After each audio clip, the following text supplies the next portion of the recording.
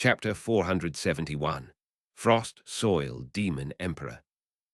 His voice echoed out within the void, slamming into the incoming millions of bridge slaves. However, it didn't hurt them, but rather bounced off of them, turning into countless echoes. It was as if millions upon millions of voices were responding to Han Shan. Because of the way he spoke, his aura exploded out in a way that the word, monstrous, couldn't even begin to describe. Even the greatest heroes could only accomplish half of what was currently occurring.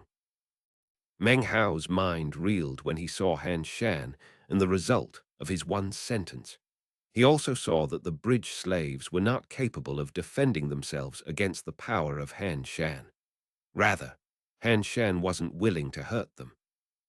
Or you might even say that he feared accidentally injuring them. He feared accidentally injuring the person he sought. Meng Hao thought back to when he had first caught sight of Han Shan and the expression in the man's eyes when he looked at the bridge slaves. It was a searching look, a disconsolate look. It seemed as if he was seeking for the only woman in his life. It was a woman named ğÉÉ, his wife. His lonely search had lasted for 3,000 years. Even as Han Shan's voice echoed about, he suddenly lifted his hand. A grim glow appeared in his eyes as he suddenly made a chopping motion toward the mountain. Instantly, alcohol qi roared up. Meng Hao also had dancing sword qi, but if you compared it to the amount Han Shan wielded, it was like comparing a firefly to the brilliant moon. Alcohol qi spread out, filling heaven and earth. Inside, figures could be seen, all of them resembling Han Shan.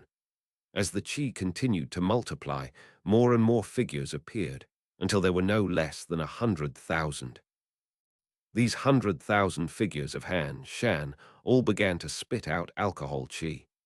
As they did, a vague image started to become visible. The vague image was a depiction of a world. It was a complete world, with a sky, land, living people. All of it was very realistic, as if this world belonged to Han Shan. An azure sword suddenly appeared in Han Shan's hand.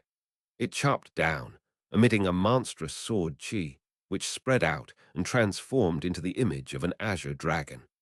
Its roar ripped into the void, and it began to congeal the alcohol qi and absorb the image of Han Shan's world.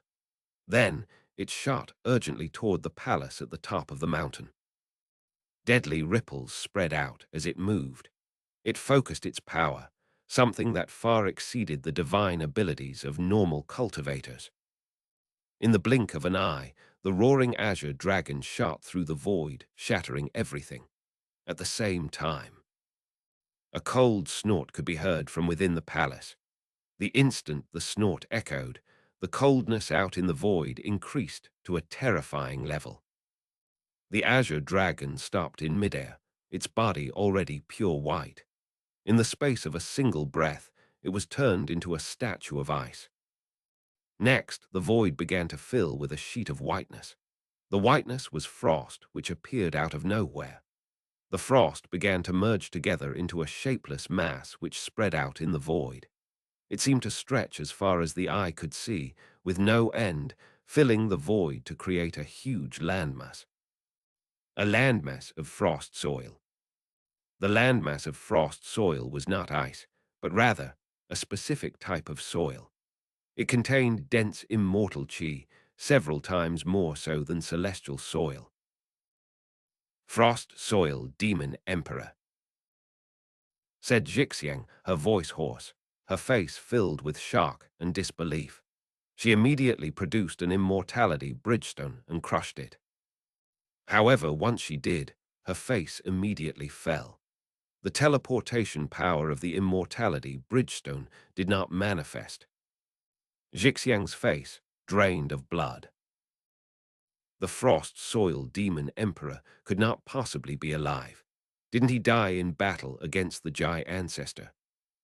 His corpse was taken away and transformed into one of the immortality bestowal deities on one of the 4 great planets, planet South Heaven.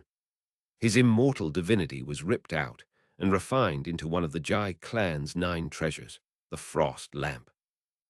All of his disciples and his entire bloodline were taken by the Jai clan and refined into the frigid river, which flows through the main gate of the Jai clan and can never freeze over. Xixiang's face grew even paler as she murmured these words. Even though her words were soft, they echoed out within the misty body of the killing beast and drifted over to Meng Hao, who was relatively close to her. At the same time, a voice echoed out from within the palace. When it did, the frost soil landmass quaked, and the faces of the surrounding bridge slaves were no longer filled with frustration. Instead, they brimmed with viciousness. Their eyes turned red and began to emanate crazed killing intent. A cold voice could be heard. Enter my immortal demon world, and life or death no longer rests in the hands of the heavens. With eternal life, what is the point of fate? As it stopped speaking, it gave a light sigh. Next, the masses of bridge slaves in the area began to charge toward Han Shan. The killing beast in which Meng Hao and Xixiang sat roared, along with the dozens of other beasts similar to it that were present, and charged toward Han Shan. Han Shan gave a dour, bitter laugh filled with grief. It grew louder and louder until it seemed to be the only sound in heaven and earth. Enter the celestial demon world and sever all mortal fate. I have no such faith. Han Shan lifted his flagon up to take a drink of alcohol, then turned and shot toward the mountain. As he did, he made another chopping motion. The movement of his hand caused everything to shake. A massive fissure opened up ahead of him, which then transformed into a sword aura that shot toward the mountaintop. As it got closer, it transformed from something amorphous into something with a shape. However, it quickly became white, and like the azure dragon, exploded into pieces. At this moment, the bridge slaves were closing in on Han Shan, millions of them. Han Shan's eyes were red as he turned to face them. He waved his arm, causing a blast of alcohol wind to sweep out across them. I don't want to hurt you, just bring out my wife. All of you, don't force my hand. He turned and sent more prismatic bands of sword chi flying out. In quick succession, 9 swords appeared.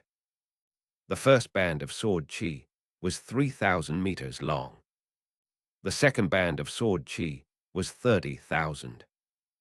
By the time the 9th sword appeared, the vast, boundless sword chi permeated the entire world of the void. The 9 bands of sword chi then combined, transferring into an enormous azure sword soul which stabbed toward the mountain. As the sword soul neared, it began to turn white. Cracking sounds could be heard as it got closer and closer. It began to turn dim, and frost appeared on its surface, which cracked and collapsed. This exterminated 8 bands of sword chi, leaving only one behind. This one slashed down toward the palace. Roaring sounds filled the sky. Everything shook, and the palace twisted as an ancient hand appeared from within its depths. The forefinger of the hand pointed out, and the sword chi collapsed. Han Shan coughed up some blood. He looked up toward the palace, a savage look on his face as he roared. Bring her out. Meng Hao's mind was reeling, and his breath came in ragged pants. He could only watch the scene, his face blank. Everything that was happening far exceeded the comprehension level of a gold core stage cultivator. Even Xixiang was like a cicada in winter, cautious and solemn.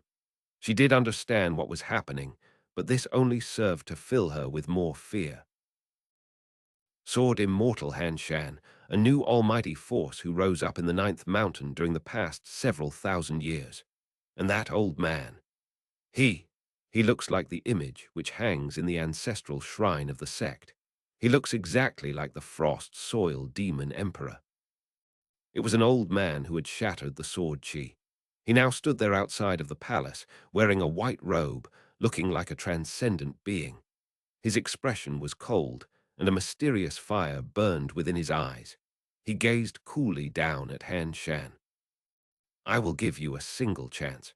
If you can kill all the bridge slaves in the space of 100 breaths, then your wife will appear for you to see. Furthermore, I can guarantee that your wife is not among the bridge slaves outside this mountain.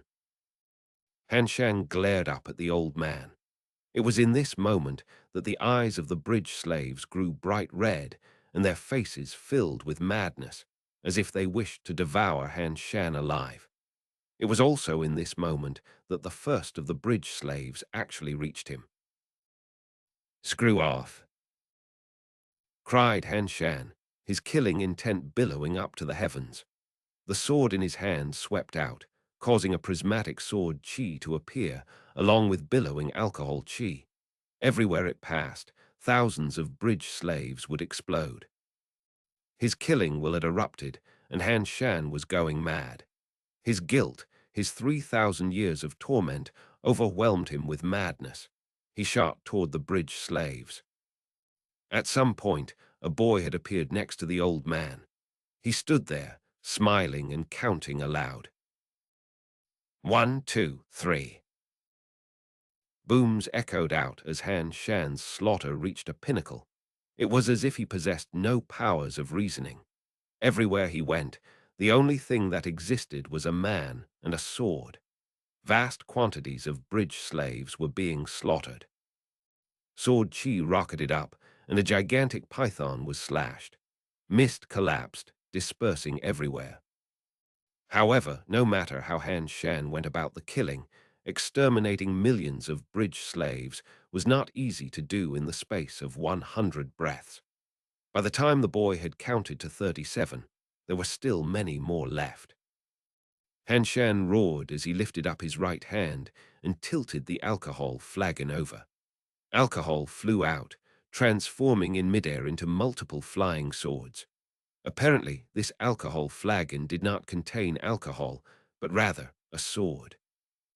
100,000 swords appeared. Behind each of these swords was a figure that looked exactly like Han Shan. Each and every one lifted up their swords, and their eyes filled with madness.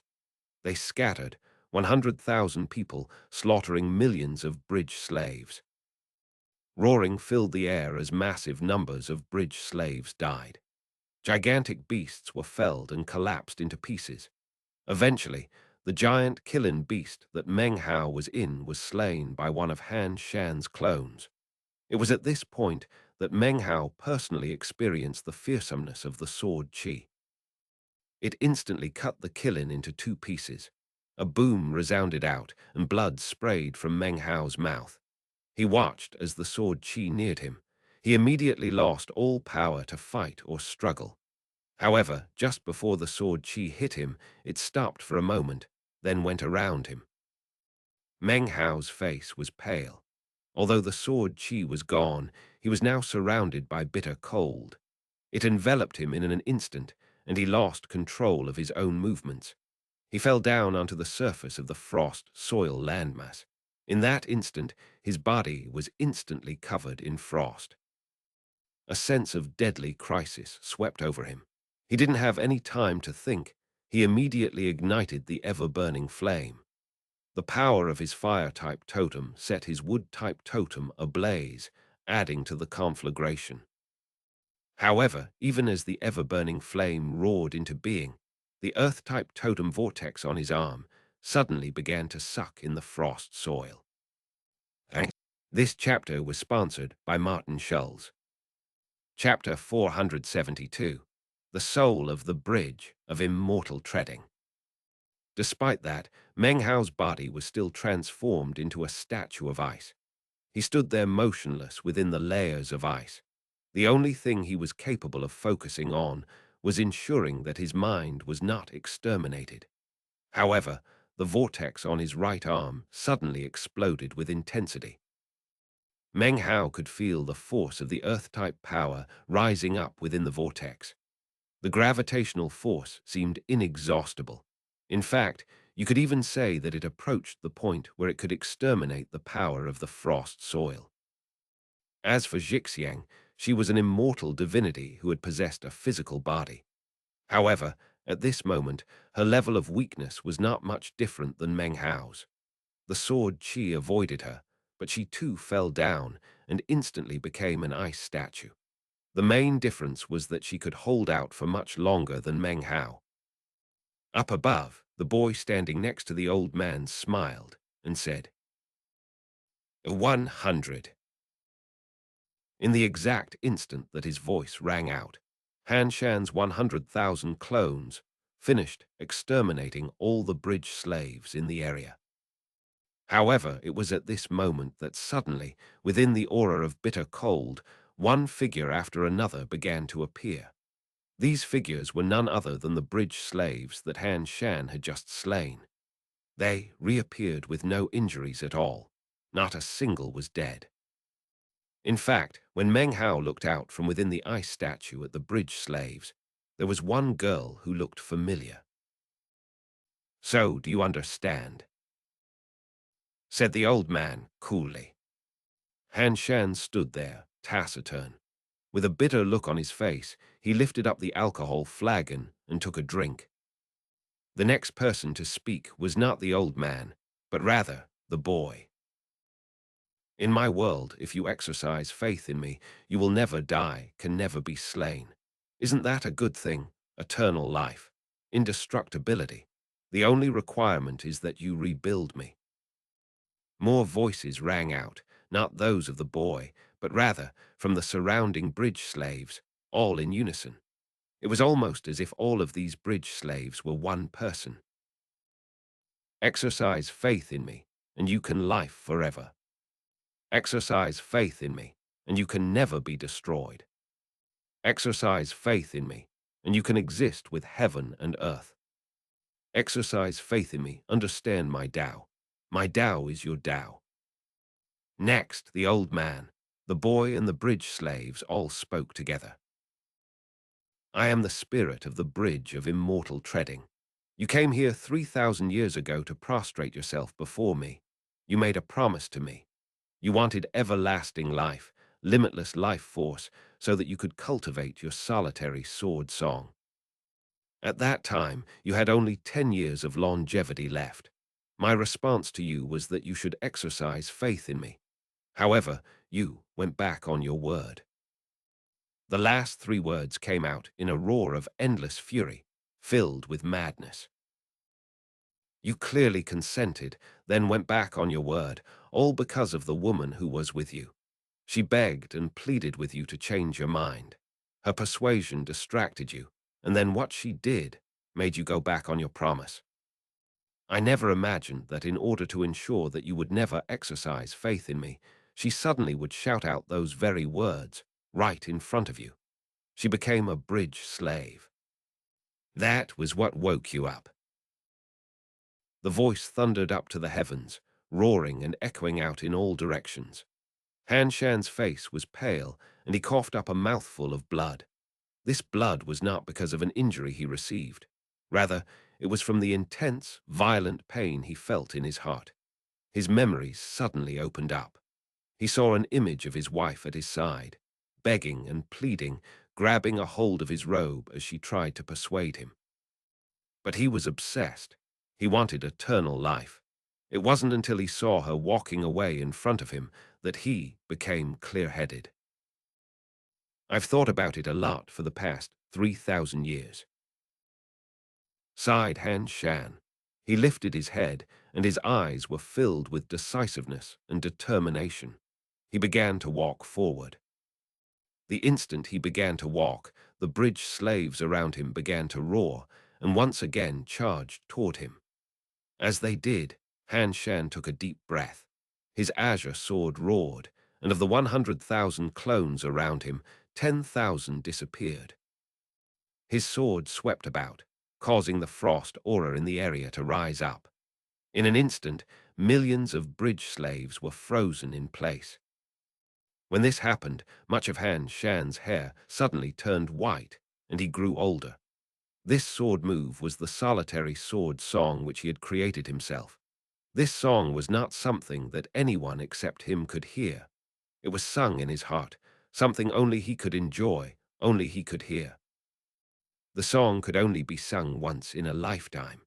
That one song did not burn of life force, but rather took life force and merged it into the song, creating a solo of life. My choice that year was a complicated one, and in many ways irrational. It was as if I was bedeviled. As he strode forward, Han Shan waved his sword again.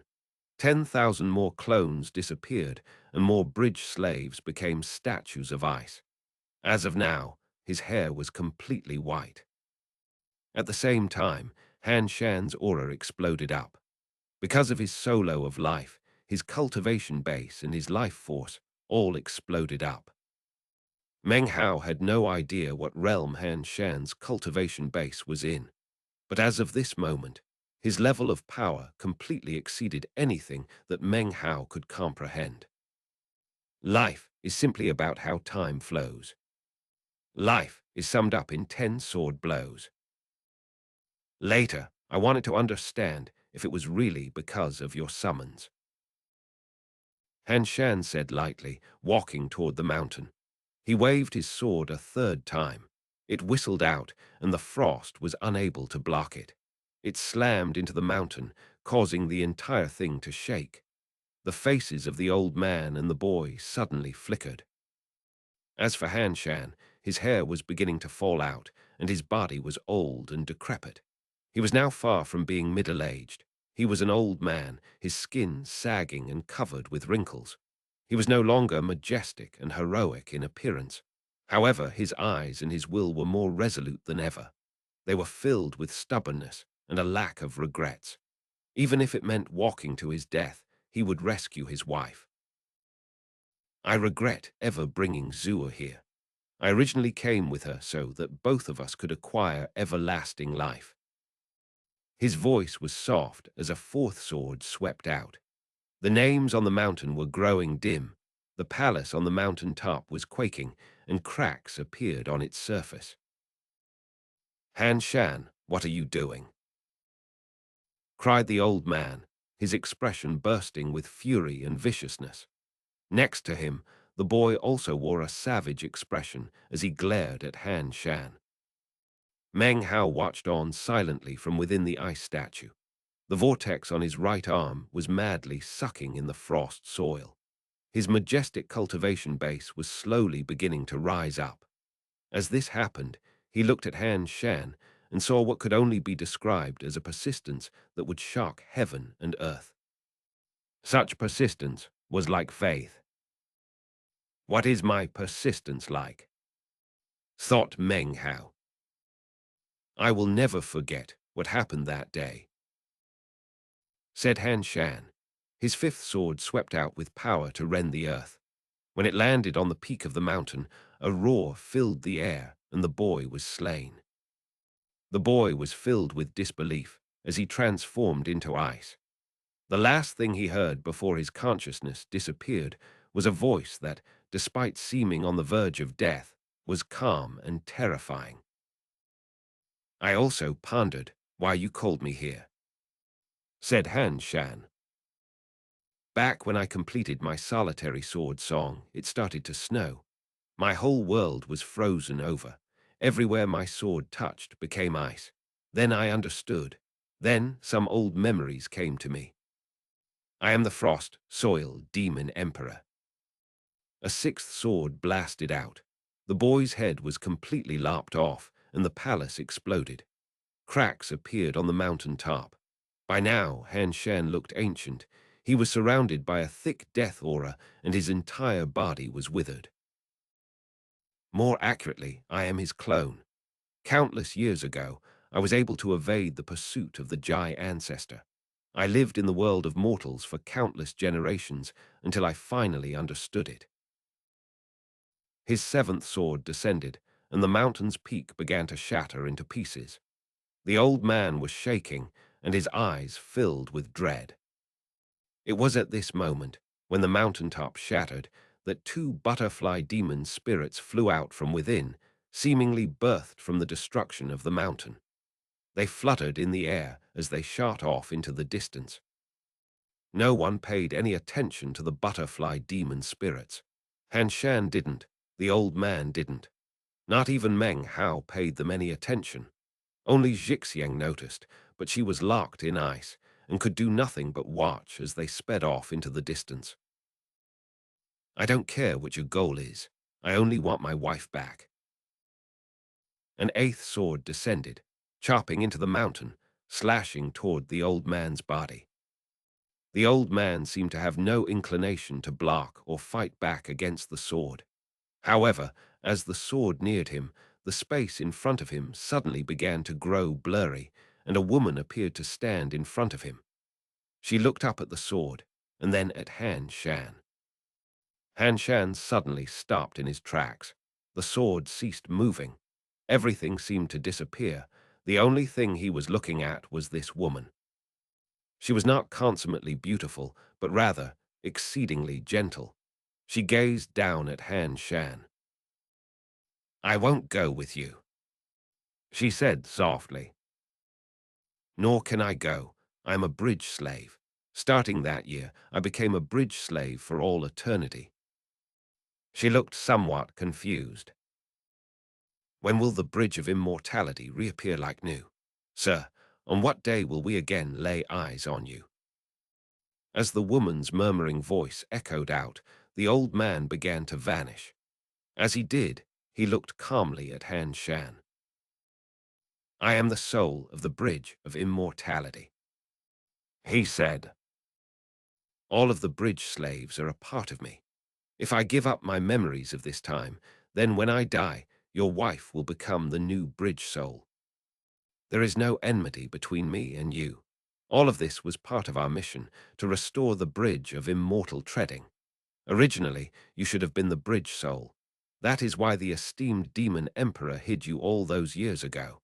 Now, however, the task will fall to your wife. My mission is complete, although not perfectly. My task was to find you and bring you back. This was the final command of the esteemed demon emperor before his death. Find you and make you a bridge slave." With that, he faded away. The instant he disappeared, the confusion in the woman's eyes faded away. Her eyes were now clear. She saw Han Shan and recalled her old memories. This was perhaps the first time since she had chosen to become a bridge slave, the first time in her everlasting life, that she suddenly saw everything clearly. With a bitter smile, she looked at Han Shan. "Kill me. Allow me to be released." Her words echoed out. When Meng Hao heard them and saw what was happening, he sighed. The clearness only lasted a moment. In the moment when a bridge slave becomes the bridge soul, the bridge slave would have one moment of clearness. After that moment, the bridge slave would be awake and conscious, but would no longer be the same person they were before. That person would be the new soul of the bridge of immortal treading. Chapter 473. Frost, Soil Success. At the moment, the vortex on Meng Hao's right arm was absorbing the power of the frost soil in the area. This frost soil, which seemed to be filled with the power to exterminate anything, caused the vortex to gradually begin to coagulate. A glowing white character for Earth was now starting to appear. When the ancient character for Earth became clearer, Meng Hao's cultivation base began to roar as a new power began to make Meng Hao suddenly even stronger.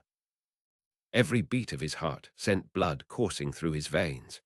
A boundary had been reached, and now his cultivation base grew more powerful.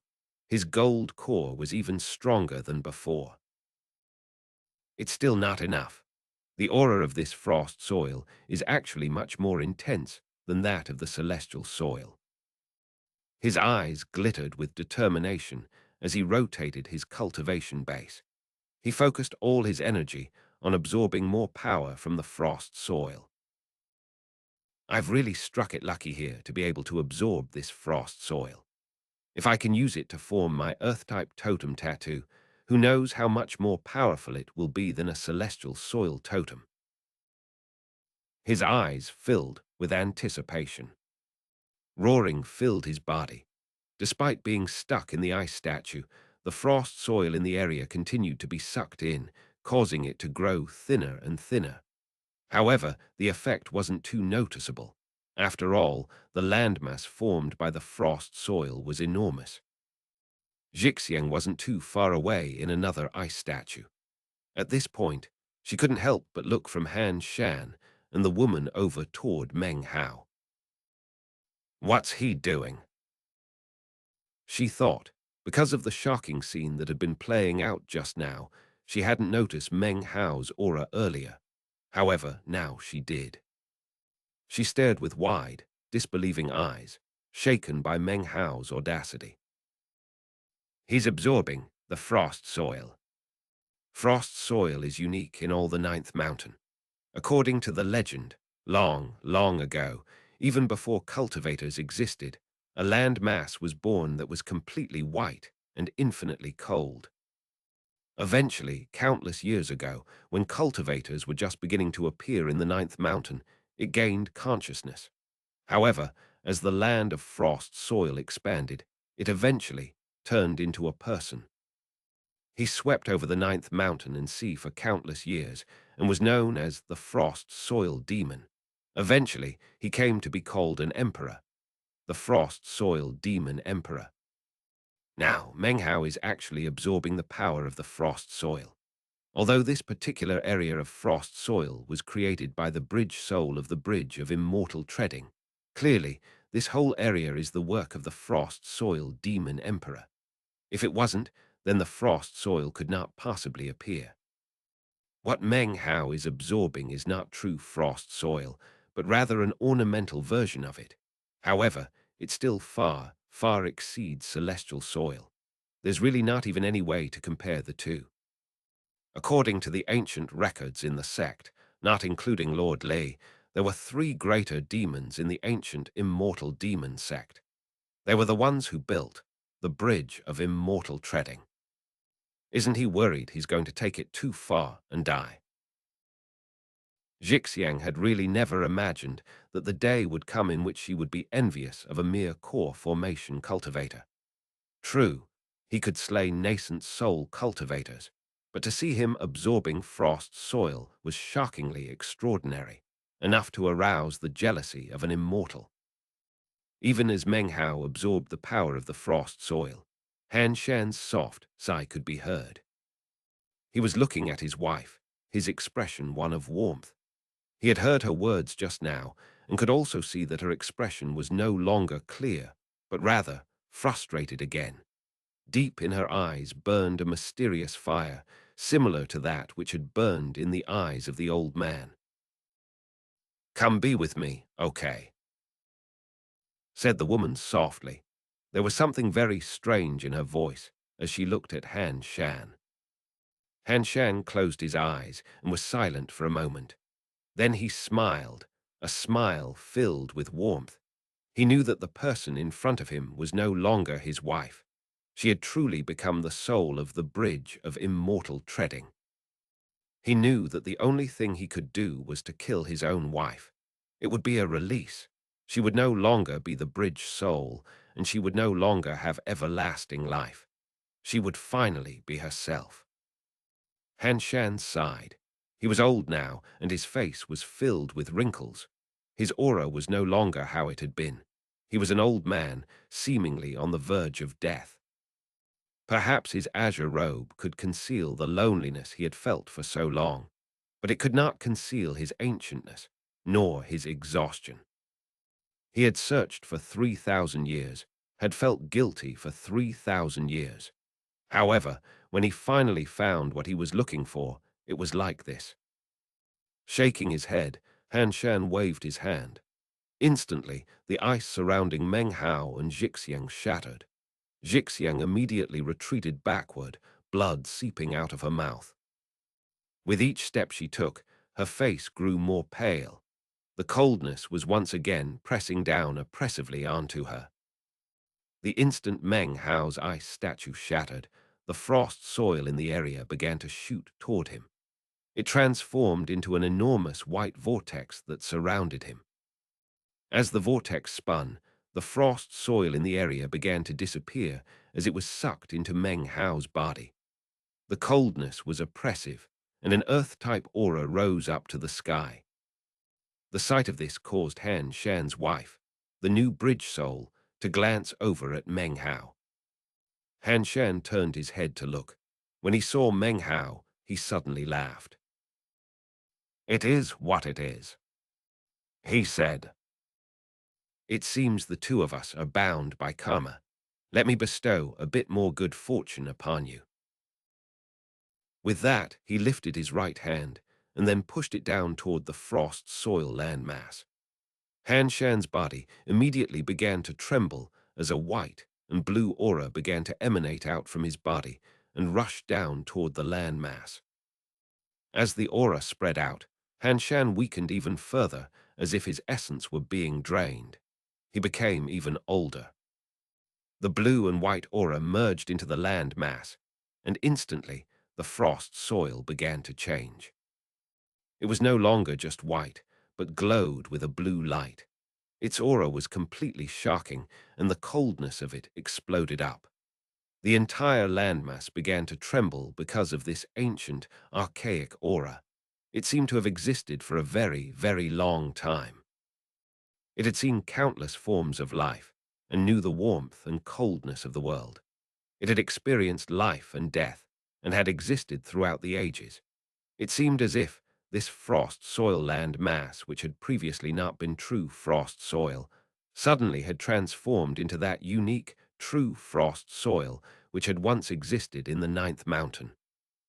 The white and blue aura was none other than the true power of the essence of frost soil demon emperor's clone. Now that he had sent out this power, the land mass below truly was the real frost soil. The land shook as it suddenly began to crumble in on itself and grow smaller. As it did, it quickly became more refined and pure. If you were able to stand far up above the bridge of immortal treading, you would be able to see this process happening. The frost soil, which had once stretched out to cover the entirety of the bridge of immortal treading, shrank down in the space of a few breaths. In one moment, Meng Hao could see the edges of the land mass. After the space of a single breath passed, it shrank down to a mass of blue soil only 300 meters wide. The whiteness was gone. It was now pure blue. This was the true frost soil which had given birth to the demon emperor in the ninth mountain. In the blink of an eye, 300 meters became 30 meters. 30 meters became 3 meters. Finally, the 3-meter-wide clump of dark blue frost soil shot directly toward the vortex on Meng Hao's right arm, merging into it. Roaring filled Meng Hao's mind as his body slowly floated up into the air. His hair whipped about, and an increasingly intense aura rose up from him. Xianxia backed up, her expression one of shock. Considering that she knew Meng Hao was now absorbing true frost soil, she was thoroughly astonished. It was at this point that the vortex on Meng Hao's arm completely solidified into a blue earth character. As soon as it appeared, an enormous land mass of frost soil magically appeared behind Meng Hao. Upon the land mass was a huge tree which blazed with raging fire. Above the tree was a great metallic, golden river. This was a depiction of metal, wood, earth, and fire. Meng Hao's cultivation base soared. By now, it had completely slewed off the gold core. Meng Hao's aura merged with the magical image behind him as immense power roared through him. As of now, if Su Bai and Chen Mo, those two late nascent soul cultivators, battled Meng Hao, it was easy to imagine how difficult it would be to determine who would live and who would die. "Take my legacy, take my sword, and take my flagon," said Han Shan. "Leave this place. If ever the day comes in which you can shake this bridge with your cultivation base, then don't forget to repay my kindness. If my wife and I are still here when you return, then I hope you can rescue us." With that, Han Shan laughed. He was aged and decrepit now, but his will once again surged. a will which despised heaven and earth. He flicked his sleeve, causing an azure sword to appear. This sword had never left his side during the past 3,000 years, but now it turned into an azure beam of light that shot toward Meng Hao. He flicked his sleeve again, and the alcohol flagon, seemingly filled with boundless sword will, also flew into Meng Hao's hands. Meng Hao felt his heart stirring. He looked up at Han Shan, somewhat in a daze. What he saw was Han Shan's back. It looked very much the way it had when Meng Hao first saw him. Lonely, bleak, and desolate. Han Shan waved his hand, and a cold wind sprang into being. It picked up Meng Hao and the shocked xianxia and carried them off into the distance. The cold wind was incredibly strong. Neither Meng Hao nor xianxia could do anything to resist the power of the wind as it began to carry them off into the distance. Despite the force of the wind, Meng Hao managed to turn his head around for one last look. Han Shan's gentle voice could just barely be heard. 3,000 years ago, it was because of you that I refused to become a bridge slave. 3,000 years later, it is because of you that I make the opposite choice. I will accompany you in such a life. What harm is there in that? I will lose my consciousness. I will lose any chance to return. However, as long as I can be with you, neither life nor death are of any consequence. During these 3,000 years, I thought a lot. Legacies and cultivation bases don't really matter. What matters are dreams. Without you by my side, I have no world. You are my everything. I'm willing, I am perfectly happy to exercise faith. When Han Shan opened his eyes, they shone only with confusion. All of his loneliness and bleakness were gone. His wife stood next to him. The two of them turned and made their way off into the distance.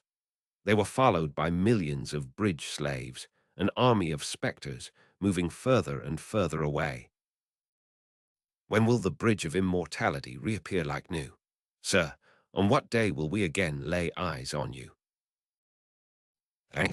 This chapter was sponsored by Merc Clown, Sora Bansel, and Alex Talbot.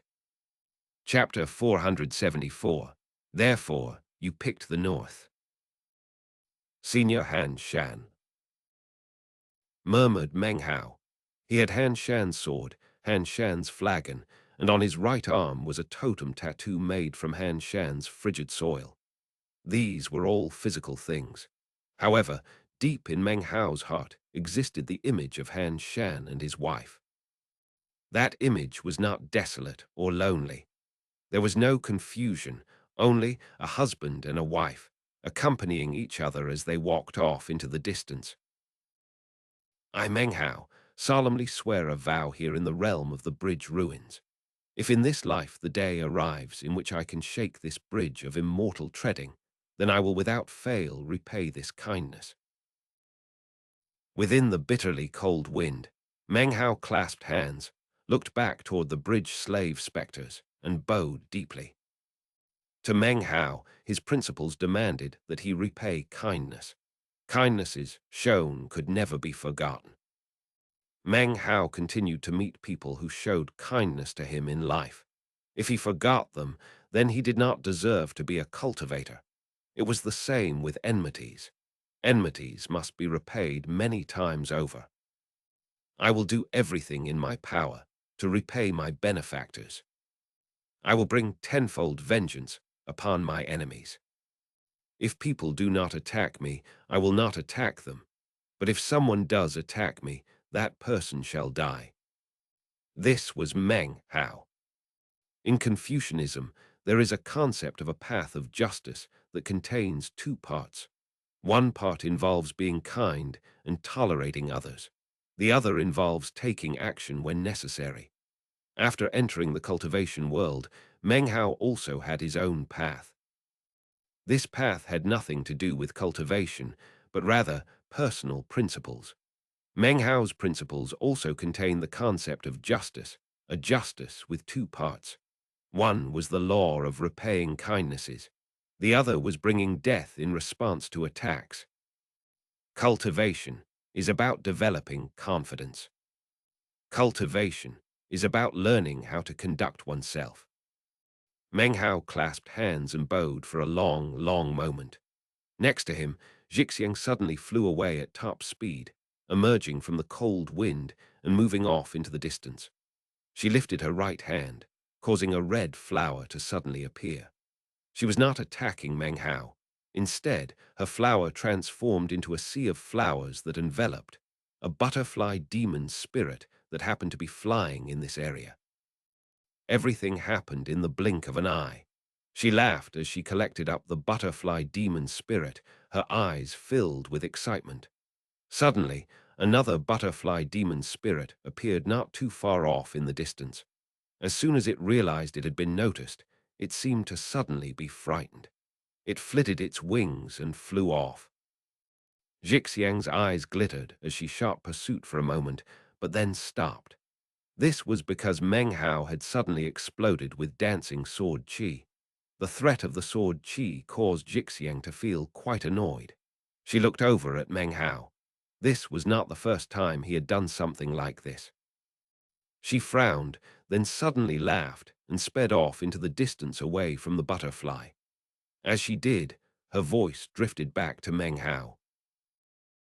Meng Hao, although our cooperation has come to an end, based on what you now know, if you're interested, then we can come back to this place in 200 years to enter the primordial immortal demon plane. Perhaps you might even learn of a way to rescue Senior Han Shan while you're there. As for that demon spirit, if you want it, I won't fight you over it. Her body flickered, and then transformed into a red beam of light that disappeared off into the void. Meng Hao's eyes flickered as he watched Xixiang leave. He did nothing to stop her, nor did he respond. Instead, he himself shot out into the void toward the demon spirit. Far off in the distance, Xixiang performed a minor teleportation, reappearing in the void far away from Meng Hao's location. Suddenly, she coughed up a mouthful of blood. Her body began to tremble slightly, and suddenly a ghost image of her own face appeared. Shockingly, this image was Zhao Yulan's soul, struggling to get free. I have no intention of merging with your soul, precious darling. However, you need to abide by our agreement. I'll borrow your body for only 200 years. 200 years later, I'll give it back to you. Furthermore, I won't borrow your body without offering repayment.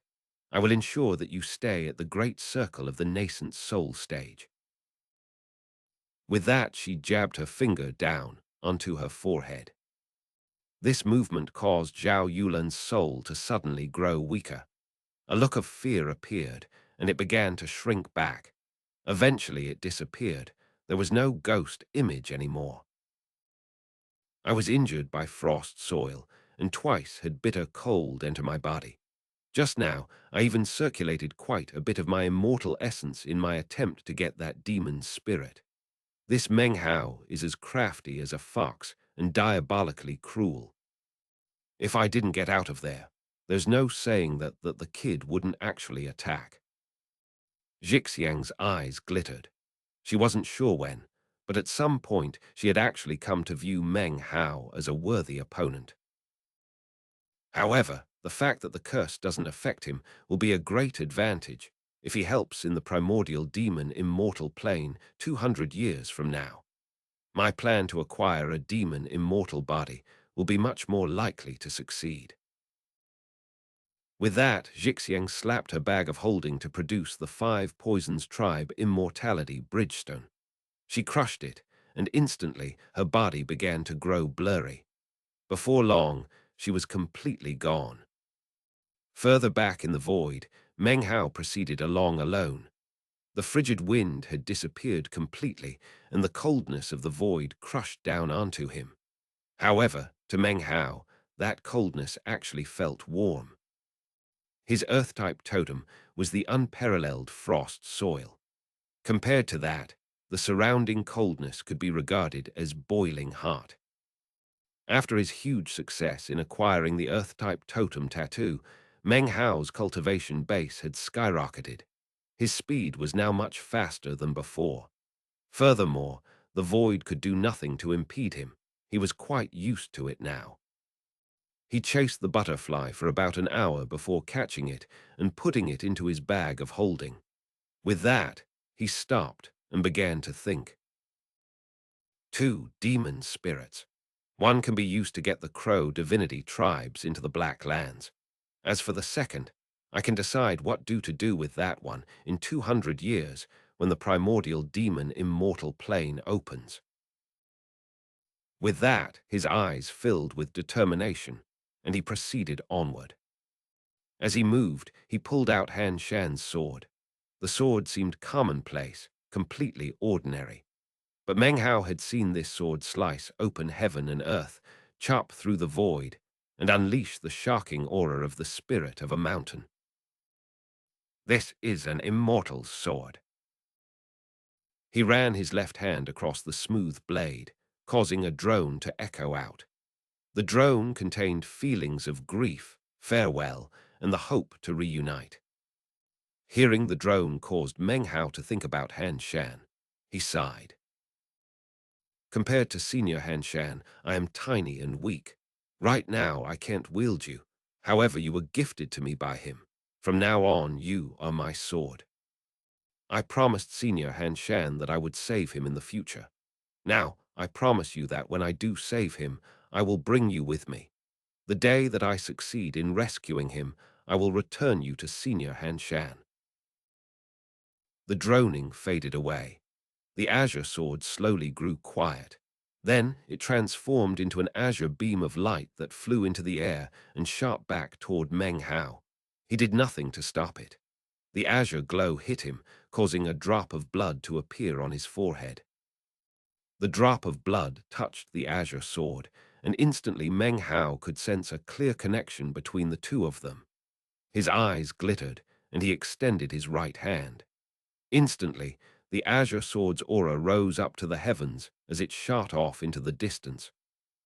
It moved so quickly that Meng Hao couldn't see it clearly. It shot directly toward a 3,000-meter wide rock that was approaching. In the blink of an eye, it shattered the rock into pieces. A boom echoed out, and even before the shattered pieces could explode outward, the sword shot back to hover in front of Meng Hao. Meng Hao stared in shock and extended his right hand. The sword slowly began to shrink down until it was about the size of a fingernail. Meng Hao swallowed it, causing the sword to merge into him. This was now one of Meng Hao's trump cards, something that, if kept in his bag of holding, would strip it of the element of surprise when being used. Even as the shattered remnants of the 1,000-meter rock shot toward him, Meng Hao pulled out his chunk of immortality bridgestone, the one that had transported him here to the realm of the bridge ruins. He crushed it in his hand, and instantly he faded and disappeared. The north region of the great lands of the western desert were rapidly turning into a vast body of water. In the most low-lying of the areas, violet lakes could be seen. The violet rain continued to pour down in buckets. It only continued to grow heavier. The sky was dark, and no sunlight was visible whatsoever, making it seem like dusk. The whole scene turned into an oppressive weight. A coldness spread out everywhere, a coldness that could exterminate life. The mountains were all deathly silent. No signs of life could be seen anywhere. The entire western desert north region was now devoid of spiritual energy. Rotting corpses of beasts could be seen scattered about in the rainwater. Off in the distance, a group of people could be seen moving rapidly through the air. This was a group of about 4,000 or 5,000 people, all in the process of migration. They were silent, their faces sallow. In recent days, migrating groups like this were a common sight in the western desert north region. However, it was at this moment that a bright beam of light could be seen off in the distance, along with an oppressive aura. It moved at high speed through the air, causing a loud, booming sound. It seemed matchless aggressive. The beam moved with incredible speed toward the group of migrating tribe members, instantly catching their attention. All of them looked up toward the figure within the beam. The 5 nascent soul cultivators of the tribe instantly looked shocked. ğÉÉ. He completely slaughtered 7 or 8 tribes in the area recently. He uses the people he kills as blood sacrifices to further his cultivation. If heaven wishes to exterminate our tribe, then all we can do is be cautious. How come we have to run into this damned xianxia? This approaching beam of light was none other than xianxia, who Meng Hao had chased in the realm of the bridge ruins. In the midst of the chase, the bridge slaves showed up, giving rise to a huge tempest. Otherwise, the man would have been killed by Meng Hao.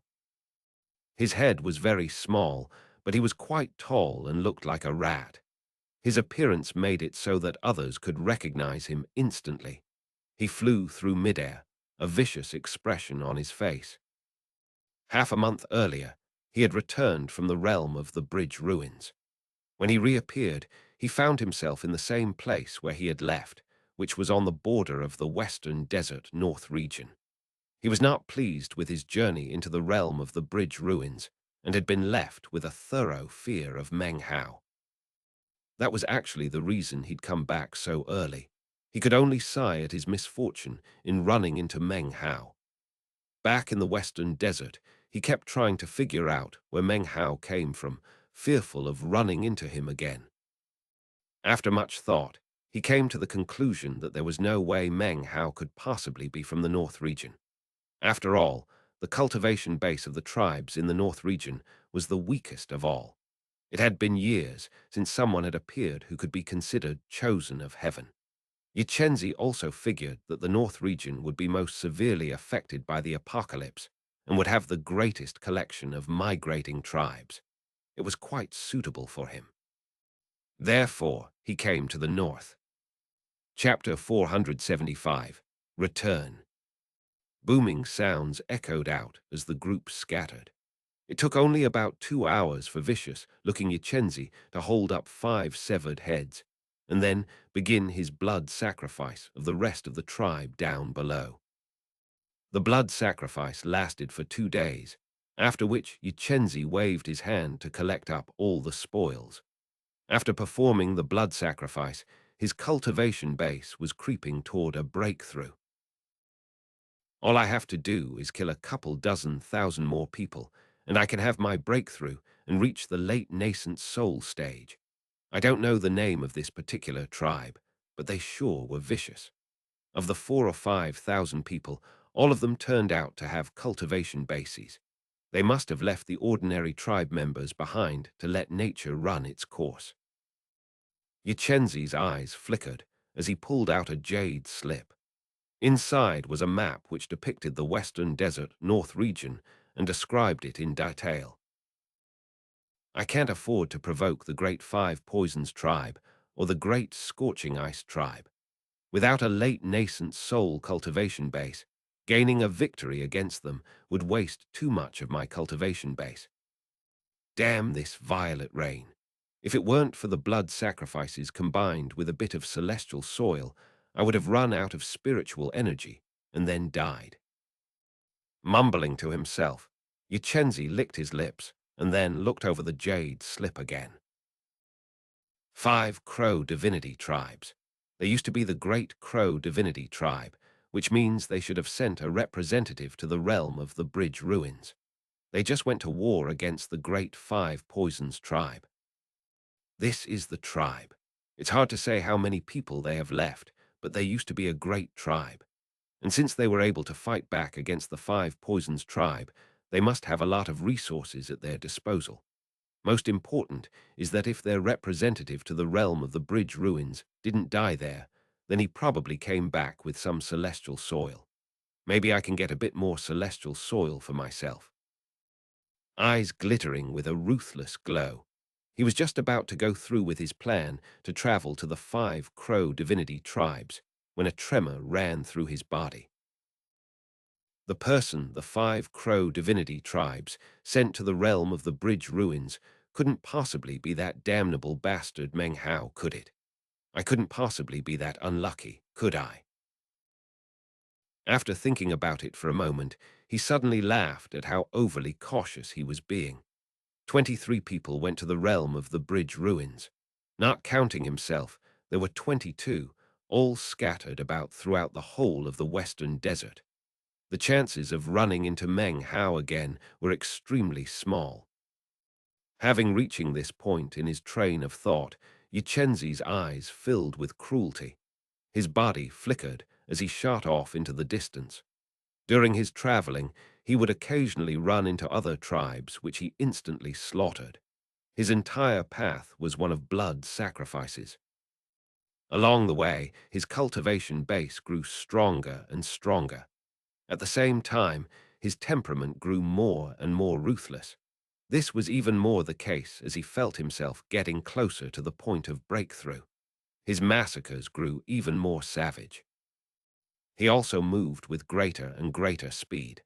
Soon, he was getting very close to the 5 Crow divinity tribes.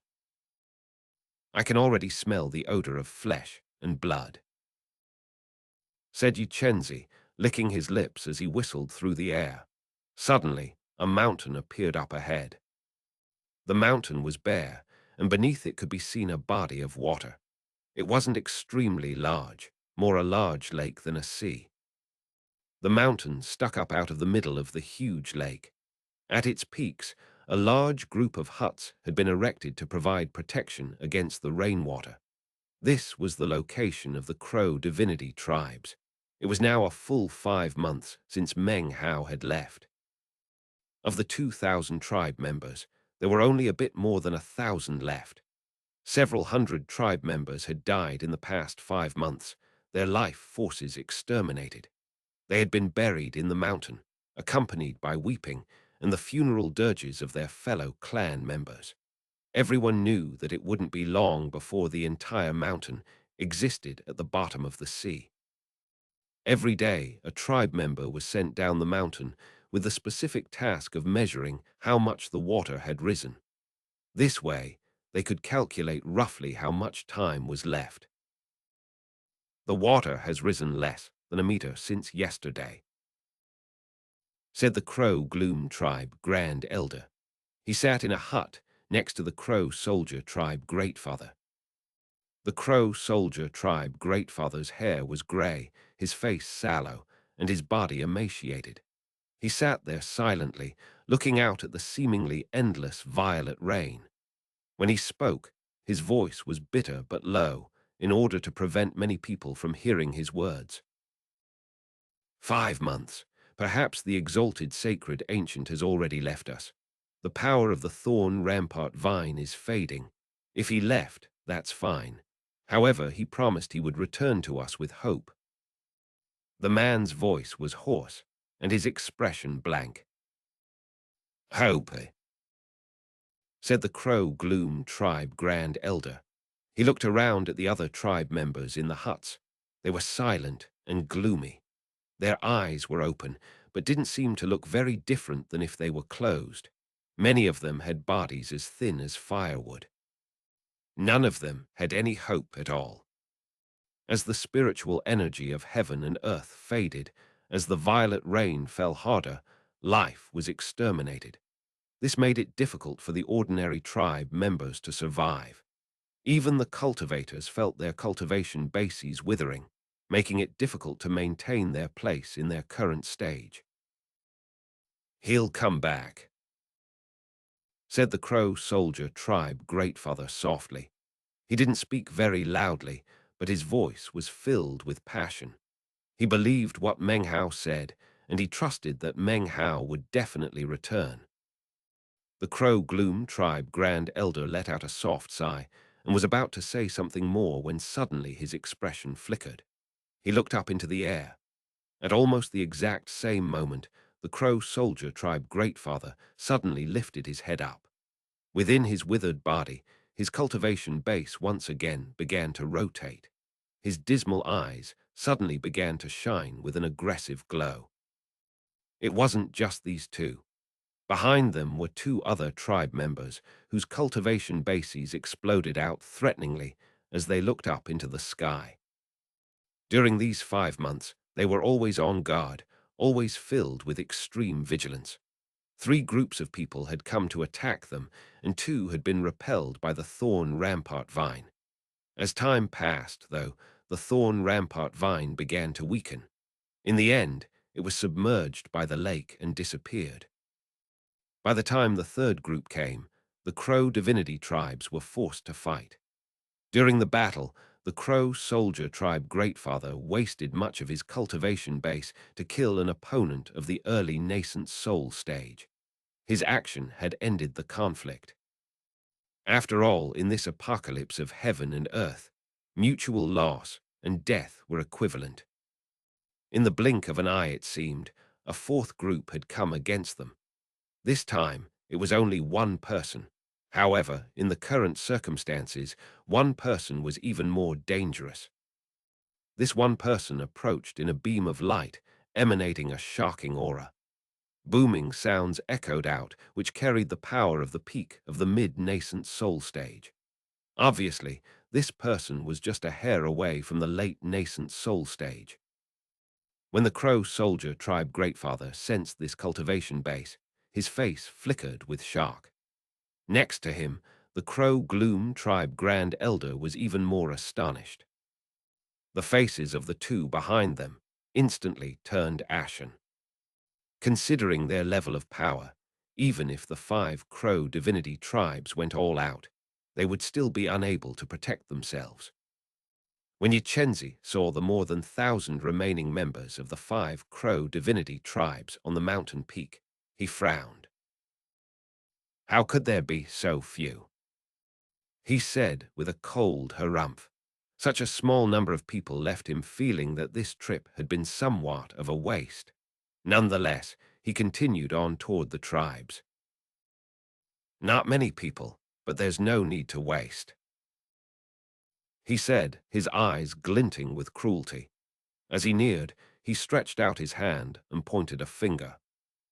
Immediately, ripples spread out, transforming into a gigantic hand made of black mist.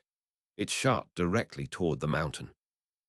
Seeing the black hand approaching, the Crow soldier tribe Greatfather immediately shot forward at top speed. In the blink of an eye, he was up in midair.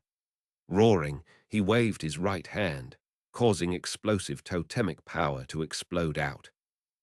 His metal-type totem roared with power as it shot toward the black mist. A boom rattled out, and the black mist hand collapsed. The Crow soldier tribe Greatfather coughed up a mouthful of blood as he tumbled backward. When he reached the mountain peak, more blood came out of his mouth, and his body withered. His spiritual energy was almost completely dried up. As he laughed bitterly, the rest of the members of the Crow divinity tribes rose to their feet, looks of despair filling their eyes. Don't tell me your cultivation bases are all withered, said xianxia arrogantly. Well, even if they were normal, killing you would be a simple thing for me. I can't believe the great Crow divinity tribe is so weak. Where are your totemic sacred ancients? Where are your magical weapons? You're so weak you can't even handle a single blow. A tribe like this doesn't even deserve to exist. However, dying in the apocalypse isn't as good as being a blood sacrifice to advance my cultivation. xianxia actually had a special method for dealing with totemic sacred ancients, which was one reason he had been able to sweep across the western desert and exterminate so many tribes. Wu Chen stood among the crowds. His body trembling, he shouted, "When the exalted sacred ancient returns, he will definitely not let you go. If you dare to raise a hand against the Crow divinity tribes, then you will face the wrath of the sacred ancient." His echoing words immediately caused the fire of hope to burn within the eyes of the members of the Crow divinity tribes. The sacred ancient will definitely return. The sacred ancient will come back carrying hope. xianxia laughed scornfully. Your sacred ancient is going to come back, so even your sacred ancient abandoned you. Even if it does come back, I can seal it and make it watch as I sacrifice all of you. He raised his hand again. This time, ripples spread out in 4 directions to transform into 4 black mist hands. They linked together into something that looked like a black dragon bursting with killing intent. They immediately shot toward Crow Divinity Mountain. Just as despair filled the faces of the members of the Crow Divinity tribes, just when the hand was almost upon them, 4 tentacles suddenly erupted out from the water below. They moved with incredible speed toward the 4 hands. At the same time, thorns suddenly spread out around the mountain, completely encircling it. Unfortunately, the weakness and exhaustion of the vines and the thorns was readily apparent. It was at this moment that, about 400 kilometers away from the 5 Crow Divinity tribes, mountain, up above a rushing river, an area of distortion suddenly appeared. It was like a tear in the very air that opened up into a hole. From within the hole, a figure emerged. He wore a green robe and had long black hair that whipped about in the wind. He was handsome and had an energetic demeanor. This was Meng Hao. He had returned in much the same manner as he had left, having been teleported back some distance from where he left. Generally speaking, this was normal. The return spot was usually within about 500 kilometers of the point of departure. Meng Hao rubbed the bridge of his nose as he looked around. Having confirmed his position, he sent his spiritual sense out. He immediately sensed the vine, and through it could see an image of what was happening currently in the Crow Divinity tribes. Meng Hao's eyes immediately filled with an unspeakable, raging anger. When he spoke, his voice was like a freezing wind. His cultivation base exploded out, immediately causing much of the rain in the vicinity to turn into ice. ğÄÉ. This chapter was sponsored by gentlemen Timofey Seaman and George Chang. Chapter 476, How Could You Be Here? Outside of the Crow Divinity Tribes, mountain, explosions filled the air. The thorn rampart spread around the mountain, forming a protective layer. Vines shot out to fight against xianxia. Amidst the booms, the 4 black mist hands collapsed. xianxia's eyes suddenly glittered, filling with ruthlessness. So, you have a protective treasure like this. You're truly worthy of being a former great tribe, he said with a laugh. Unfortunately, in this violet rain, your vines are like a lamp that's running low on oil. If I add it to the blood sacrifice, the results will be even better. It was at this point that a black moon suddenly appeared behind him. This moon radiated darkness and was instantly surrounded by a seething mist. The sight of it made xianxia seem like some sort of devil. His aura roared up into the sky as he shot at high speed toward one of the vines. As the vine swept toward him, xianxia licked his lips and then pointed out with his finger. Suddenly, a black moon magically appeared on his fingertip. When it touched the vine, a roaring sound filled heaven and earth. The vine trembled and then exploded.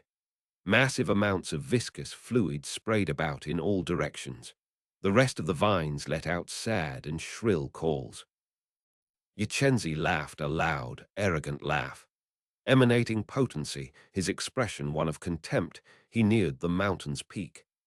As he closed in, the other vines, ignoring their injured state, once again moved to defend. The vine was a simple life form. Even after fusing with the thorn rampart, it was not very intelligent. However, it never forgot the mission assigned to it by Meng Hao before he left. Protect the Crow Divinity tribes. In its primitive mind, it knew that it would accomplish its mission, even if it meant dying the cruelest death in the process. Several vines whistled through the air toward xianxia, who let out a cold snort and flicked his sleeve. The black moon appeared in front of him, emanating a black glow which spread out rapidly in all directions. As soon as the vines touched the black glow, they began to melt. Anguished screams could be heard, causing the more than 1,000 remaining members of the Crow Divinity tribes to clench their fists tightly. Grief and indignation filled their eyes. They knew that the only reason the vines were dying in battle was to protect them. As the vines were melted by the black glow and the miserable shrieks echoed out, suddenly, a black beam of light shot out from the violet lake beneath the mountain. It moved with such incredible speed that, in the blink of an eye, it pierced through Yczenzi's black glow and shot directly toward his forehead. Yczenzi's expression flickered as a profound sense of deadly crisis filled him.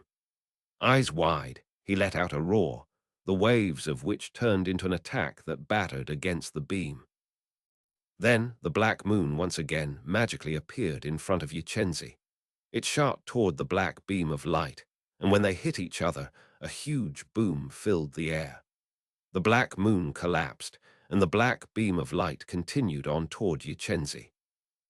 This black beam was a sharp thorn. This thorn was different from the others. It emanated a strong life force. Actually, this was the main life force essence formed by the amalgamation of the vine and the thorn rampart. Unfortunately, the exterminating power of the violet rain had weakened the vines to a tremendous degree. The same was true of this life force thorn. The fact that it had been blocked twice gave Yczenzi enough time to prepare. Even as the thorn shot toward him, he dodged to the side. The sharp thorn cut his cheek as it shot past. Yczenzi suffered a flesh wound, but nothing serious. His eyes turned red as a savagery appeared that hadn't been present before. A bloodthirsty glow radiated out as he licked some blood out of the corner of his mouth. His entire expression radiated killing intent. Any living thing that harms me gets turned into a blood sacrifice. His eyes flickered with a cold glow as he waved his hand toward the violet lake below. A booming sound could be heard as water exploded up. Ripples radiated out as a 30-meter-long vine trunk was wrenched up out of the water by Yczenzi. "So it's you. Well, time to die." He licked his lips, and cruelty glowed in his eyes. He raised his left hand, causing a black moon to magically appear. He was just about to send it chopping down toward the vine trunk when the Crow soldier tribe Greatfather and the other powerful experts of the Crow divinity tribes teleported out to block Yczenzi. "Screw off," cried Yczenzi haughtily. He waved his right hand, immediately causing the Greatfather and the others to tumble backward, blood spraying from their mouths, bodies shaking. Just when the looks of despair appeared on their faces as they realized that they were powerless to fight back, the howl of a wolf rose up. Big Harry, Harry too, and the rest of the Greenwood wolves shot out from a cave in the mountain. Their expressions were listless, but they flew through the air toward Yczenzi. There was also a red, winged crocodile and an enormous lizard, joined by a flock of black crows and a cloud of green mosquitoes. All of them looked downcast, and their auras were weak. Under the continuous onslaught of the violet rain, with its life force of extermination and weakening of spiritual energy, they had been quite seriously injured. Even still, it was without hesitation that they shot out, filling the sky. The sight was shocking, even to Yczenzi, whose pupils constricted. However, it only took a moment for him to sense the aura of the neo-demons. Then, his expression filled with scorn and cruelty. "Shrimp soldiers and crab generals," he said. "Useless troops." Filled with haughtiness and cruelty, Yczenzi waved his left hand to pull the vine trunk up into the air. Then he shot forward, flashing an incantation with his right hand. Multiple black moons magically appeared and shot forward. Roaring filled the air, echoing out. Blood sprayed out of Big Harry's mouth, and his body was sent tumbling backward. Harry, too, and the other Greenwood wolves let out miserable cries as they shot backward like kites with their strings cut. The black crows and the mosquitoes were instantly sealed by a misty wind. Were they at their peak, it might have been a different story. Now, however, no matter how they struggled, they weren't able to free themselves from the mist wind. The winged crocodile and the lizard also let out mournful cries. The power of this black moon divine ability sent them tumbling backward, their bodies on the verge of falling apart. Yczenzi's laughter filled the air. None of the neo-demons, none of the cultivators were capable of resisting him even the slightest bit. They couldn't even get close to him. The vine trunk, which was floating there in midair, was snatched up by Yczenzi. It was now only a hair's breadth away from death. All of the members of the Crow divinity tribes up on the mountaintop had looks of despair and misery on their faces. The Crow soldier tribe greatfather wiped the blood off of his mouth and gave long, bitter sigh.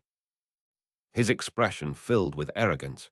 Yczenzi said, "When Yczenzi wants to exterminate a tribe, no one can escape being part of the blood sacrifice." Looking scornfully at the neo-demons and the tribe members, his mouth twisted into a cruel smile. He lifted his left hand up and slowly clenched it into a fist. The vine trunk struggled, but as Yczenzi clenched his fist, all it could do was writhe. It was clearly moments away from exploding. "Die!" cried Yczenzi, laughing heartily. However, it was at this moment that a piercing sound suddenly could be heard from off in the distance. "You die, B*TCH, you little rat. Are you trying to get me in trouble with Menghao, B*TCH? Damn it, Lord Fifth just went out to get some lunch. You think that means you can wipe this place out?" As the shrill cry echoed in the air, a multicolored streak whistled through the air toward Yczenzi's rear end. As it neared, the sound of a ringing bell also could be heard. Yczenzi at first stared in shock. Then his face fell. Having no time to continue to crush the vine, he dropped it, allowing it to fly away. An incredible sense of deadly crisis appeared once again. Yczenzi's body flickered as he fell back. As he did, a multicolored blur shot through the air in the position he had occupied moments before. Cold sweat broke out on Yczenzi's forehead, and his heart filled with doubt and dread. He could clearly see that if he hadn't dodged away, the multicolored streak would have charged directly into where his rear end had just been. Thinking about what the horrific result would have been caused even ruthless Yczenzi to gasp. "Damn it, what is that thing?" The multicolored glow materialized into the parrot, who glared threateningly at Yczenzi. "Bitch, you dare to try to get me in trouble. I'll screw you to death." A bizarre glow appeared in the parrot's eyes as it squawked at Yczenzi. Its expression and its voice, coupled with its actions moments before, caused Yczenzi's scalp to grow numb. Shouting, the parrot charged forward at incredible speed toward Yczenzi. Yczenzi gasped and fell back in retreat, flashing an incantation gesture with both hands. Immediately, a black moon magically appeared in front of him as he attempted to defend himself. A boom filled the air as the parrot slammed through the black moon. In the blink of an eye, it appeared in front of Yczenzi. As it neared, Yczenzi could see that it was actually turning through the air to shoot directly toward his rear end. What is it trying to do? Yczenzi was scared witless. At this critical juncture, his body suddenly transformed into a mist that shot off to reappear 3,000 meters away in the distance. Once again, the parrot's attack met with no results.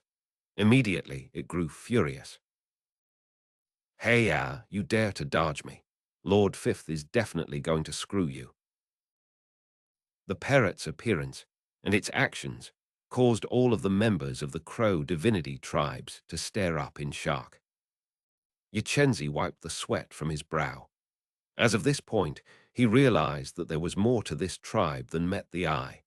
It seemed weak, but it had vines and neo-demons, and then this fearsome thing that apparently liked to attack rear ends. Even as Yczenzi was filled with shock, the parrot, enraged by its two fruitless attacks, suddenly let out a mighty, squawking howl. Beloved concubine. As soon as the two words rang out, a cloud mass shot toward them from the sky off in the distance. It moved with incredible speed as it neared. Within this cloud mass was none other than the enormous Outlander beast. Outlander. The roar of the Outlander beast shook heaven and earth. Yczhenzi's eyes went wide, filling with astonishment and fear. He was instantly sent tumbling backward, his eyes shining with disbelief. Damn it, there's an Outlander beast here. Just what tribe is this? They even raise Outlander beasts. I can't stay here. Damn it. If I had known about all of this, I would never have come here. They don't have many people, but they're incredibly difficult to exterminate. Yczhenzi's scalp was numb as he unhesitatingly fell back. He immediately transformed into a wisp of green smoke as he utilized his escape art to shot thousands of meters away in the blink of an eye. The instant his body reappeared, a cold snort could be heard off to the side. It was at this point that Meng Hao suddenly appeared, having just employed minor teleportation. When Yczhenzi saw Meng Hao, his face immediately filled with shock, and then he screamed. Since returning from the realm of the bridge ruins, he had never screamed like this. It was filled with terror and dread, fueled by the massive trembling of his own soul. How could you be here? Chapter 477, Moon. The instant Meng Hao appeared, everyone on the mountain saw him. Immediately, the Crow Soldier Greatfather began to tremble, and a look of excitement shone in his eyes. The other powerful experts next to him were the same. To them, Meng Hao's appearance finally gave them some bit of hope.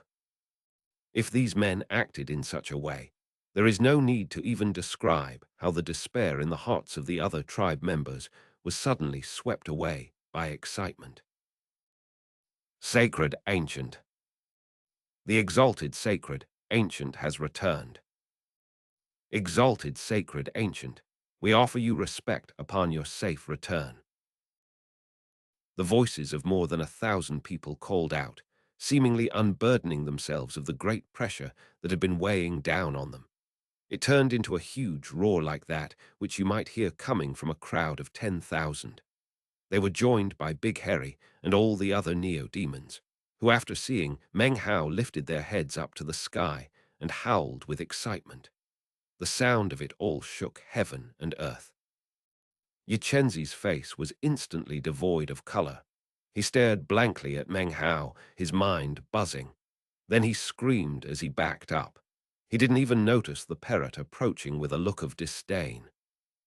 When the parrot slammed into his rear end, a blood-curdling shriek filled the air. He felt pain, intense pain that he had never experienced before in his life, unspeakable, unforgettable. In addition to the pain was a feeling of humiliation that caused Yczhenzi to lift his head up and shriek. Even as his voice echoed out, the parrot excitedly shot back for another round. Scared out of his mind, Yczhenzi immediately transformed into a green smoke as he prepared to flee at top speed. It was impossible to describe how much he regretted having come to this place. It was a deep, utter regret. How could he have ever imagined that a tiny tribe like this would actually be full of crouching tigers and hidden dragons? Damn it, damn it. This place has a wicked vine, tons of neo-demons, a perverted parrot, that shocking Outlander beast, and most ridiculous of all, that patriarch Bloodface. His heart was filled with sorrow to the point that he was about to cry. He had already decided that he would flee this place, and never again in his life ever step even half a pace into the western desert north region. However, even as his body turned into the green smoke, just when he was about to flee, Meng Hao lifted his right hand. Instantly, a freezing wind blew out which contained the power of frigid soil. In that instant, Yczhenzi in his green smoke was instantly frozen in place in midair.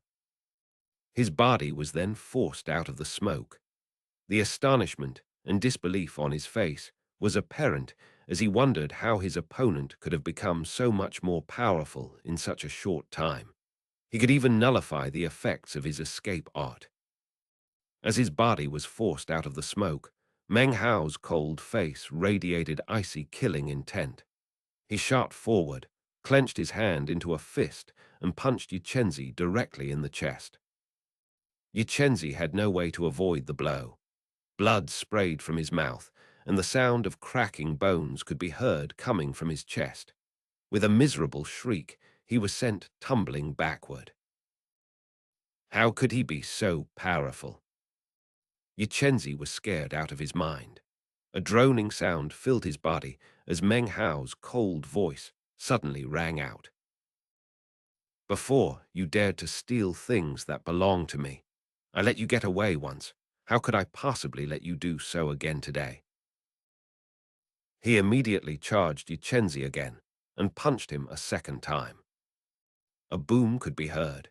Yu coughed up more blood, and his face went pale. Before he could even say anything, Meng Hao's fist once again slammed into him, injuring not just his physical body, but also his nascent soul. Even his totem tattoos seemed on the verge of collapse. At this critical moment, Yu let out a piercing howl. His spiritual sense suddenly emanated out, and the evil magic in his body began to circulate. Suddenly, a black moon appeared on his forehead. As soon as this happened, all of his spiritual sense converged onto the black moon, causing it to begin to rotate. Shockingly, a reflection of the black moon appeared on Meng Hao's forehead as well. Yu coughed some blood out of his mouth, then shouted, "Sense slaying." The moment the words left his mouth, the inverted image of the moon on Meng Hao's forehead shattered, and an intense power surged into Meng Hao's mind. In response, Meng Hao let out a cold snort. The power was fierce, and was obviously Yu trump card.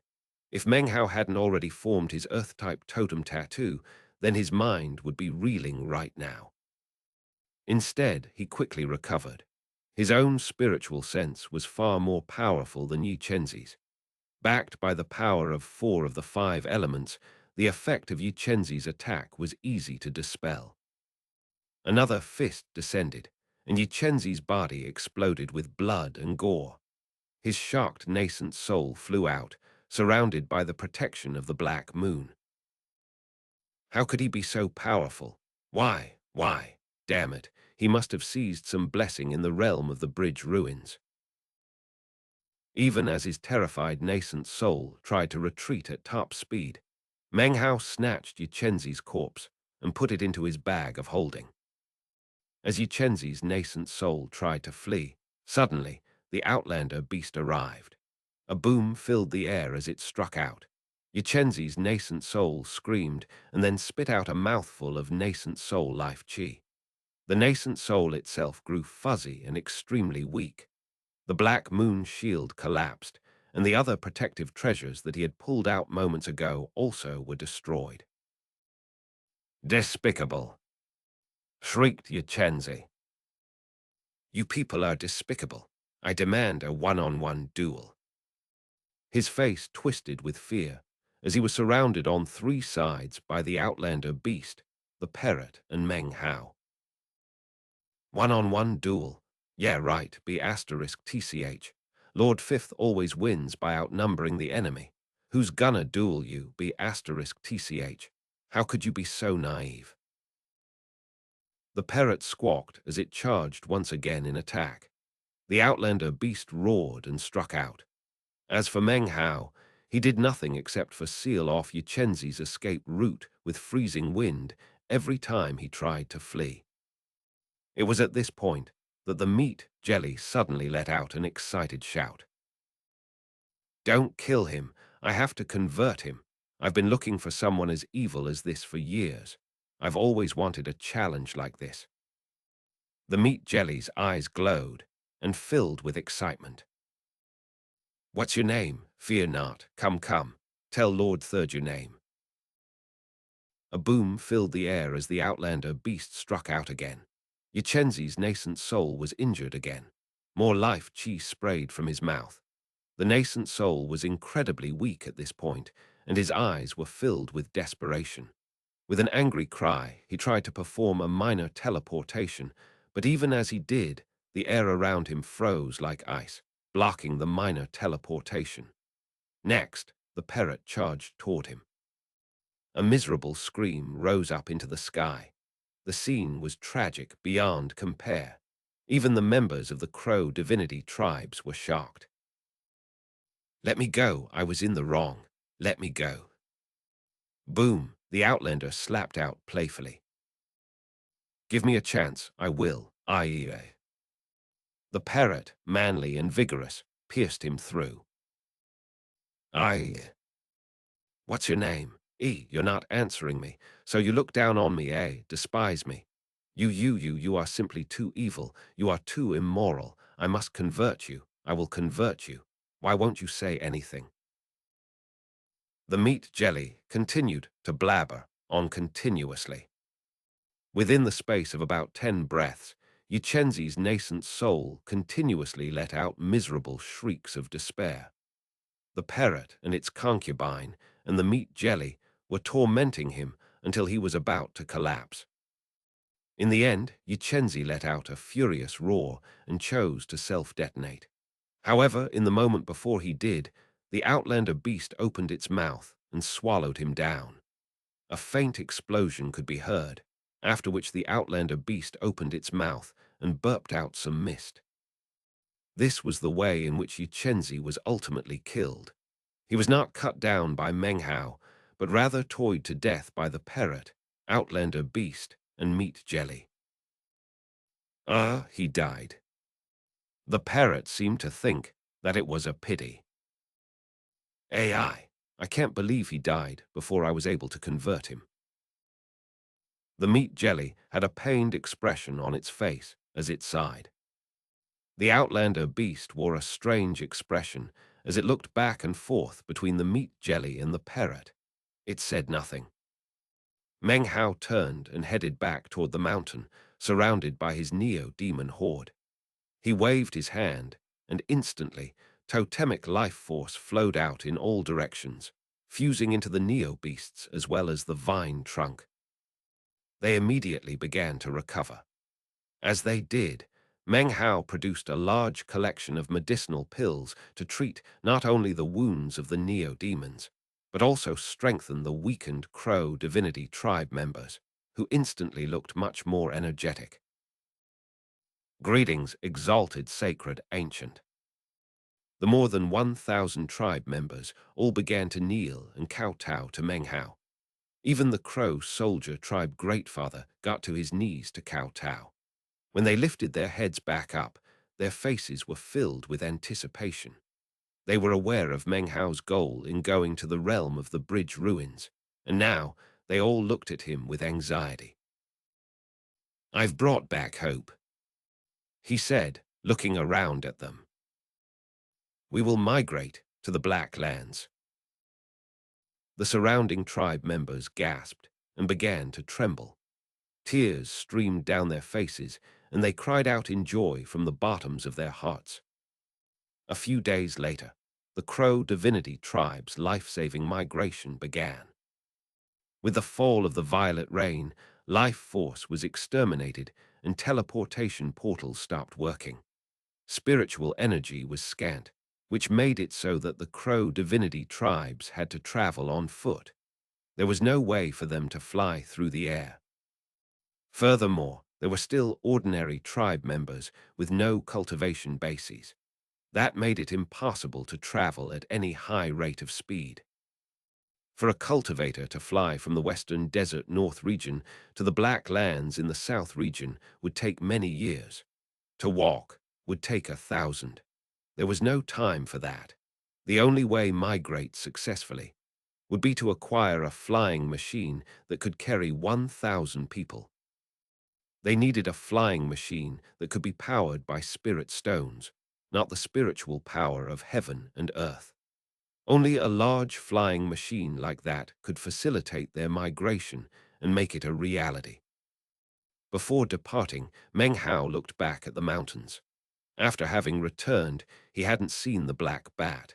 From what Gu La had told him, it had disappeared only a few days after he left for the realm of the bridge ruins. As to where it went, nobody knew. You fled without my permission. Well, I can find you if I wish. Meng Hao looked at the mountains, his eyes glittering. Then he turned and walked off into the distance with the Crow divinity tribes. Note, based on Gen's note at the end of the chapter, it seems that it was around this time that ISSTH hit 1 on Kidian, Calm's monthly charts. Chapter 478, Soul Search. Most rogue cultivators would not have a large reserve of spirit stones. But to the 5 tribes that once made up the Great Crow Divinity Tribe, a tribe which had passed down legacies for many years, well, spirit stones were something they had a lot of. They might not have enough to keep a large flying machine going for many years, but it would at least get them halfway. After the arrival of the violet rain, the spiritual energy grew scarce to the point where it virtually didn't exist. Therefore, spirit stones, which were in fact an expendable resources, became the only way to replenish spiritual energy. Therefore, some were wasted in this way.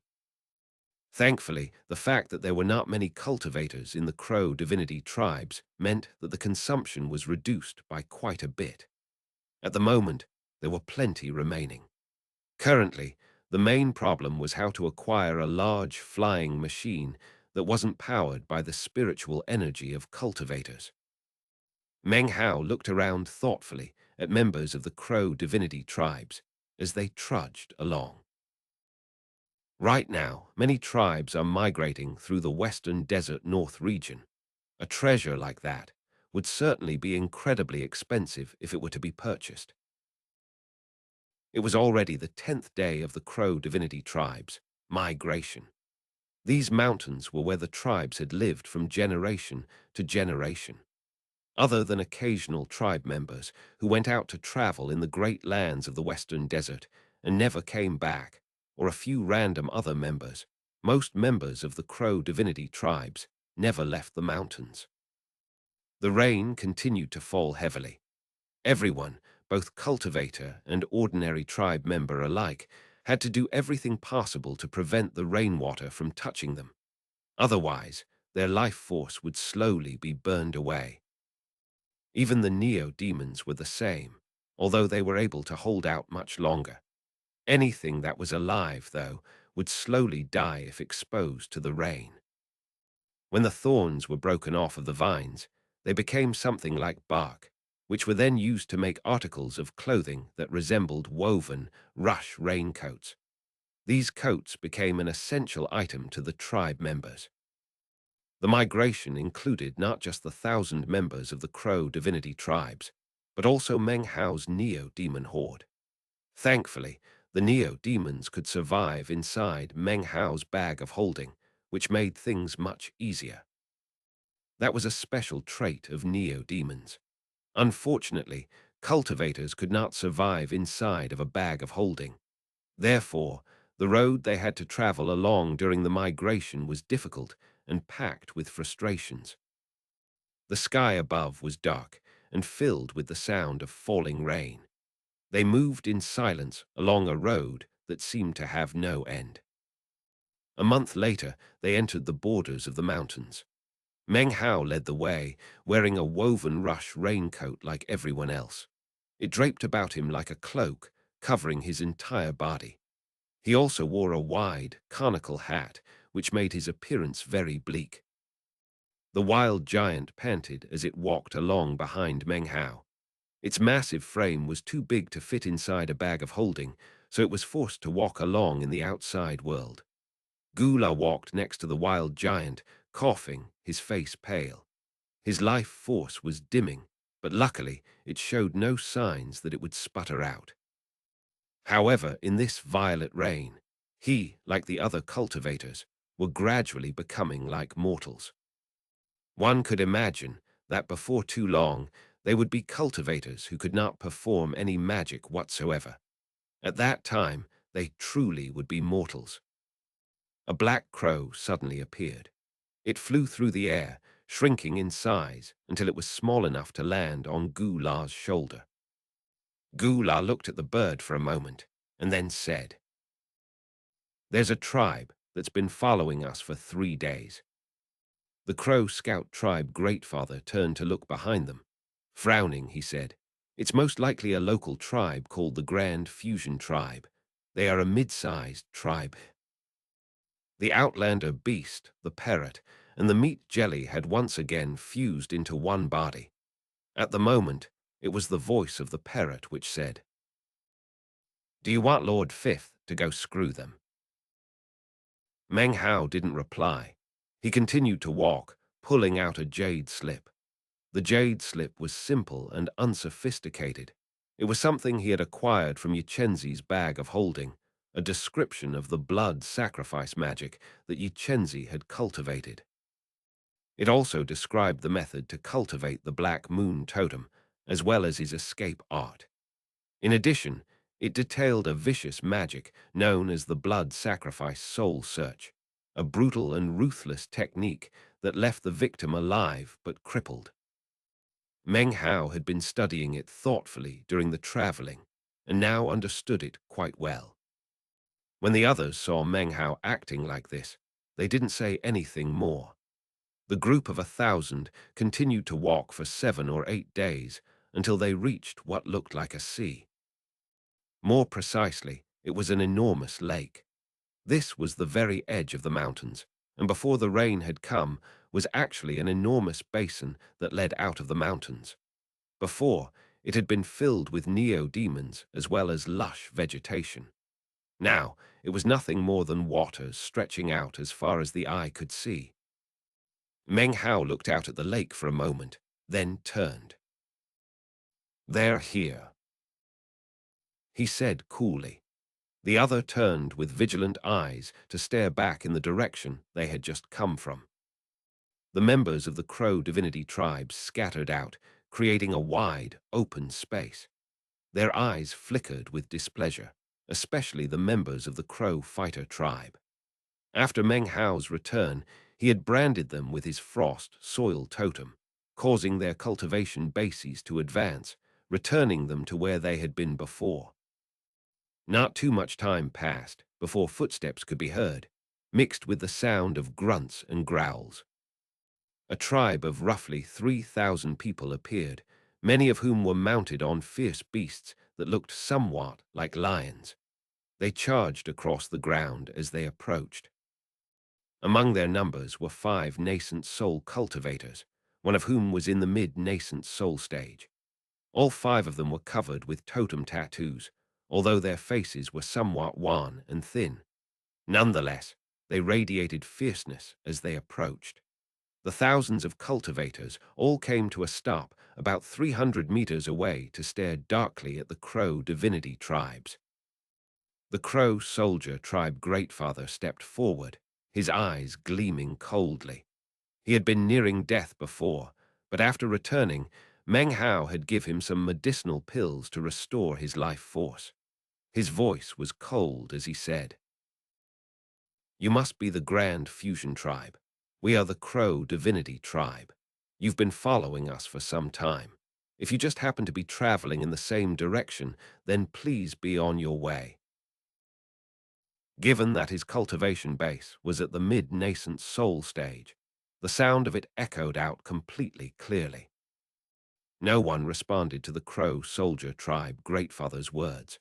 Of their 5 nascent soul cultivators, the one with the mid-nascent soul stage cultivation base was an old man wearing a black robe, who carried a feng shui compass in his hand. After glancing at the compass, he suddenly looked up at the crowd of people in front of him. Eventually, his gaze came to rest on Meng Hao, whose cultivation base was obscured. In this man's estimation, the person who was the greatest threat to him personally was the Crow soldier tribe greatfather. After a moment's thought, he clenched his jaw. Killing intent and greed instantly shone in his eyes. That guy has it. As for everyone else, do not leave a single one alive. In conjunction with his words, the tribe members at his side roared as they pulled out spirit stones from which they quickly absorbed spiritual energy. The neo-demons they rode also roared, and then the entire group of 3,000 people charged toward Meng Hao. The 5 nascent soul cultivators flew forward, using power from their cultivation bases that they were normally reluctant to part with. Meng Hao's eyes flickered as he gave a cold snort. He waved his right hand, instantly causing the power of frost soil to magically appear. A frigid wind blasted out along with frost soil. He instantly moved forward with a minor teleportation, reappearing directly next to one of the early nascent soul stage cultivators. He waved a hand, causing the power of his fire-type totem tattoo to boil out. Attacked with both freezing cold and burning hot, the early nascent soul stage cultivator's body instantly exploded. The sight immediately shocked the entire Grand Fusion tribe, causing their expressions to fill with astonishment. This was something that they couldn't possibly have predicted would happen. Meng Hao's attack had exterminated one of their priests. The black-robed old man gasped, and his heart started to pound. However, he had little time for consideration. He burst into action, heading directly toward Meng Hao. The cultivators of the Crow divinity tribes chose this moment to launch their assault. Meng Hao attacked swiftly and violently. He teleported, reappearing directly in front of the black-robed old man. His right hand lifted up, and a flame sea roared up. Then he lowered his hand, and the golden rain of this metal-type tattoo appeared. As it shot forward, the black-robed old man performed an incantation with 2 hands. Shockingly, a 9-headed liger suddenly appeared in front of him, roaring as it shot toward Meng Hao. Meng Hao gave another cold snort and punched out with his right hand. A boom echoed through the air as the 9-headed liger exploded into pieces. A cold wind gusted out as Meng Hao appeared again in front of the black-robed old man. The old man's face immediately fell. He pulled out a spirit stone to replenish his spiritual energy, shooting backward at the same time. Meng Hao's eyes flickered, and he pointed out with his finger. The black-robed man's face filled with astonishment as he realized that his body and even his cultivation base had been sealed. Meng Hao approached calmly and took the feng shui compass out of the man's hand. He looked it over, whereupon his face grew dark. On the feng shui compass was a bright dot, indicating Meng Hao's location. "Where did you get this thing?" asked Meng Hao coolly. The black-robed old man had recovered control of his body. Panting, but not speaking a word, he backed up. "Not going to tell me? Well, I'll just keep it." With that, he slapped his bag of holding. Instantly, his neo-demon horde emerged. Other than the neo-demons, leave none of them alive. Thousands of neo-demons blotted out the sky and shot forward, whereupon miserable shrieks began to fill the air. During this great migration in the western desert, it was a situation of, "If you don't die, then I don't live." There was no room for benevolence. If they showed mercy, the Crow divinity tribes would be destroyed. In the moment when Meng Hao had decided to protect the Crow divinity tribes, his heart had grown cold regarding any enemy who attacked them. Since they had chosen to attack, they would die. As he strode forward, his body suddenly turned into a green smoke as he used Yczenzi's escape art. He immediately appeared in front of the black-robed old man. He lifted his hand, and the lotus sword formation appeared. After returning from the realm of the bridge ruins, the power of time had returned to its normal level. However, the world was now one in which the power of extermination and the lack of spiritual energy were constantly making almost undetectable attacks on the life force of cultivators. The power of the lotus sword formation spread out, instantly causing a 60-year cycle worth of time to fade away from the black-robed old man. This is... His face immediately fell, and his mind reeled. His life force was already weak enough as it was. For a 60-year cycle worth of time to vanish made him even older than he had been before. He was also shocked to discover that while the amount of spiritual energy he consumed when employing divine abilities could not be replenished fast enough via spirit stones, this young man against whom he was matched hadn't used even a single spirit stone at all. It was with incredible speed that Meng Hao neared him. His right hand lifted up, and suddenly a strange, mysterious glow appeared that resembled a black moon. Even as the old man's life force was vanishing, the moon came to rest on the top of his head. Soul Surge. A blood-curdling scream could be heard coming from the old man's mouth. His body shook violently, and just as he was trying to struggle, the lotus sword formation once again spun, sucking away yet another 60-year cycle of life. The old man's eyes went wide as he felt his memories slipping away like flowing water as Meng Hao looked them over. Meng Hao's face suddenly grew dark and icy. This chapter was sponsored by Dennis Liu, Hong Nguyen, Michael Harrison, and Anonymous. Chapter 479, Seeking to Perish. Within the memories of the black-robed old man, Meng Hao saw many complicated things. They were his recollections of his life. Even as the man screamed and trembled, a death aura slowly spreading out from him, Meng Hao found what he was looking for. The Feng Shui compass was one of many distributed throughout the Western Desert by the Heavenly Court Alliance. Because the Crow divinity tribes had not left their mountains during the apocalypse, they were not up to date on everything that was happening in the outside world and were unaware of this aspect. Actually, more than half of the tribes in the Western Desert had such a Feng Shui compass. It served only one purpose. It would reveal the location of any demon spirits within the area. Because Meng Hao had 2 demon spirits in his bag of holding, his position was visible on the compass. Having detected a demon spirit, the Grand Fusion tribe came with killing intent, hoping to slaughter them and take the demon spirit. Meng Hao's face was grim. He flicked his sleeve, and the lotus sword formation rotated. A shrill scream could be heard as the old man's body grew ancient. He wanted to evade, but after the soul-searching, his mind had been severely damaged. Even his nascent soul was weak and on the verge of collapse. As Meng Hao turned to walk off, a banging sound could be heard as the man's body turned directly into ash. Body and spirit were destroyed underneath the time power of the lotus sword formation. The battle didn't last for very long. With Meng Hao's powerful cultivation base, it didn't matter that the Grand Fusion tribe had spirit stones to counter the effects of the waning spiritual energy. Their 3,000 tribe members quickly turned the ground into a river of blood. Meng Hao felt no sympathy for them whatsoever.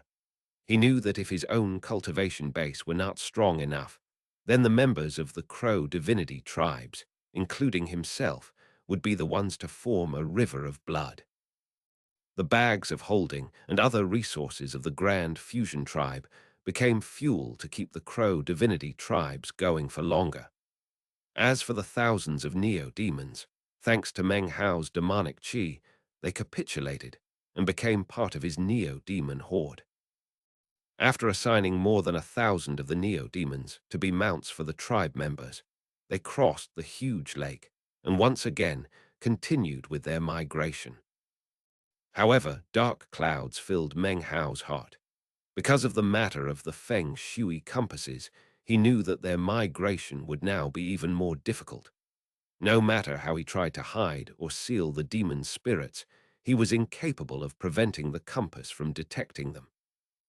Thankfully, the memories of the black-robed old man had revealed to Meng Hao the various announcements made by the Black Land's Heavenly Court Alliance during the time that he was in the realm of the bridge ruins. For example, he knew that, as for the great tribes with spirit-severing experts, they were welcomed into the Black Lands with no stipulations whatsoever. Because of that, most great tribes naturally didn't care too much about demon spirits. Even those that did care somewhat did not care so much that they would spare no price to get one. The tribes that need the demon spirits the most are the mid-sized tribes, or tribes like the Five Poisons tribe, who don't have a spirit-severing expert. Meng Hao was lost in thought regarding these matters as they crossed the lake and then continued onward. Time flowed by. 3 months later, the Crow divinity tribes were now far from the mountains that had been their home. Meng Hao's neo-demon horde once again numbered 20,000. In Meng Hao's estimation, the neo-demon horde was one of the biggest factors in his ability to protect the Crow divinity tribes. Right now, the Crow divinity tribes were not capable of engaging in battle with the powerful mid-sized tribes on their own. When it came to dealing with the great tribes, their biggest advantage was that Meng Hao was a demon sealer, a status which placed him above even a grand dragoneer. Demonic chi allowed him to attract and control more neo-demons. This often made his ability to change the course of a battle even stronger. The 3 months of travel were anything but peaceful. After the Grand Fusion Tribe, they encountered 3 more mid-sized tribes. Without exception, all of those tribes came after them with bloodshot eyes and killing intent, determined to seize a demon spirit. After 3 battles, 3 tribes were exterminated. Meng Hao's neo-demon horde reached 20,000 in number, and the Crow divinity tribes did not lose a single member. In each of the 3 battles, it was Meng Hao and the neo-demons who did the fighting. Grow strong through battle, said Meng Hao, looking back at the mountains far behind. They were now in a wide plain. By continuous battle, we acquire more resources and more neo-demons. If one day I can build my horde up to 100,000 neo-demons, then we would be able to shake even great tribes. His eyes glittered with determination. The Crow Soldier Tribe Greatfather, the Crow Gloom Grand Elder, Gu La, and the others all saw Meng Hao's decisiveness, and it caused them to sigh with relief. To them, Meng Hao was not just a sacred ancient, but also the sole hope of the Crow divinity tribes. Esteemed sacred ancient, said the Crow Soldier Tribe Greatfather with an anxious frown. If we continue on this path, it will only be a few months before we reach the lands of the mid-sized Eternal Universe tribe. Their totem is a blue-faced ghoul, and their tribe members are cruel and savage.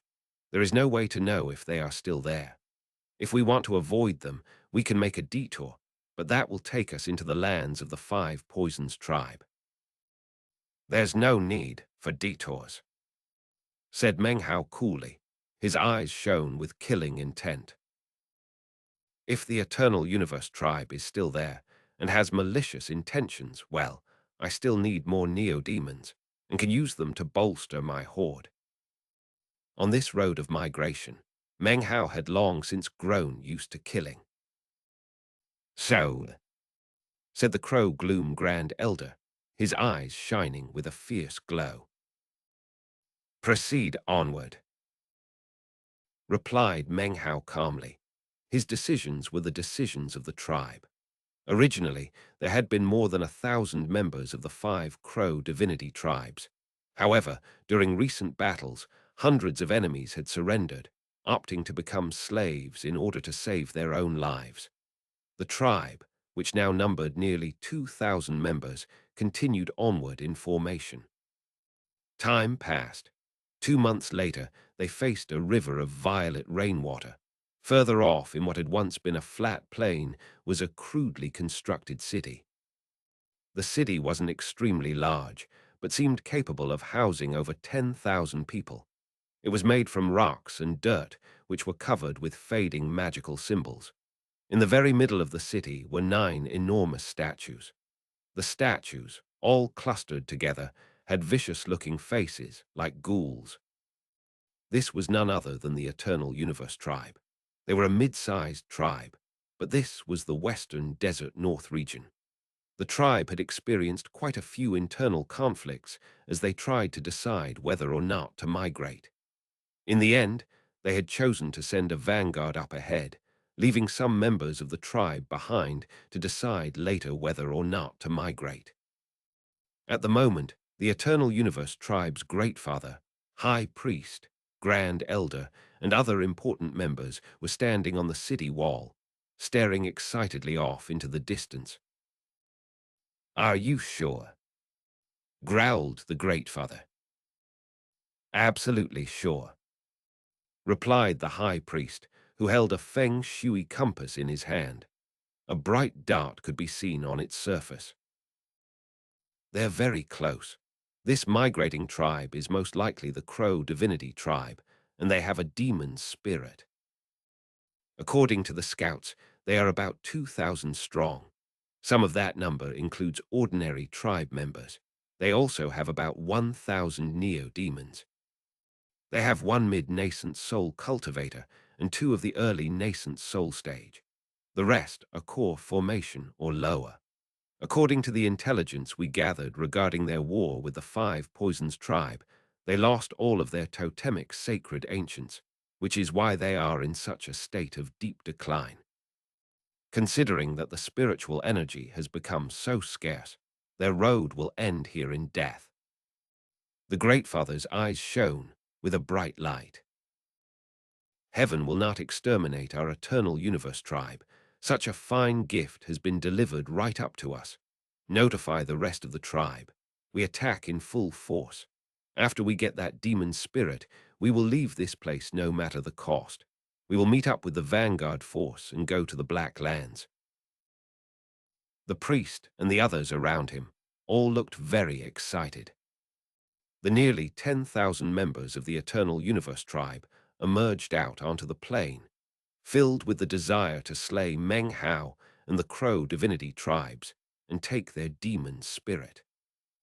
Meanwhile, across the plain was a bleak area which at one time had been filled with poison. These were the lands of the 5 Poisons tribe, a place where outsiders never entered. The 5 Poisons tribe had long since chosen to migrate. However, it was not the entire tribe that did so. Only 4 of the branches of the tribe had left. The Scorpion branch had chosen to stay behind. At this moment, the Scorpion branch's high priest held a feng shui compass in his hand. For a long moment, he silently looked at the dart, representing a demon spirit. "We need to think of a way to notify the migrating branches that a demon spirit has appeared. If they can come up with a way to rob it, excellent.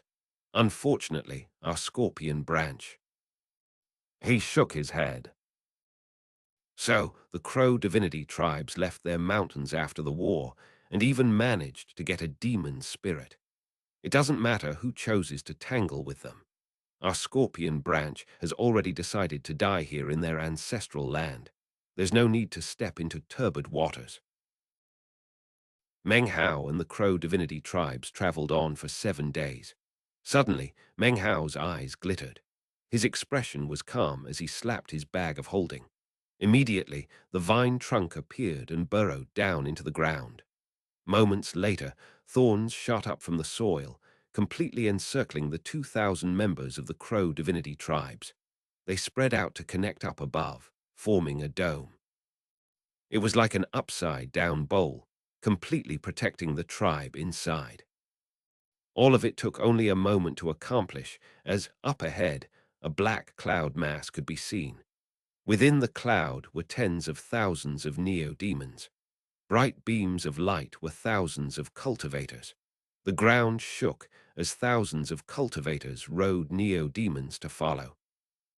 Everything trembled and the sky grew dark. The whole time, the violet rain continued to fall.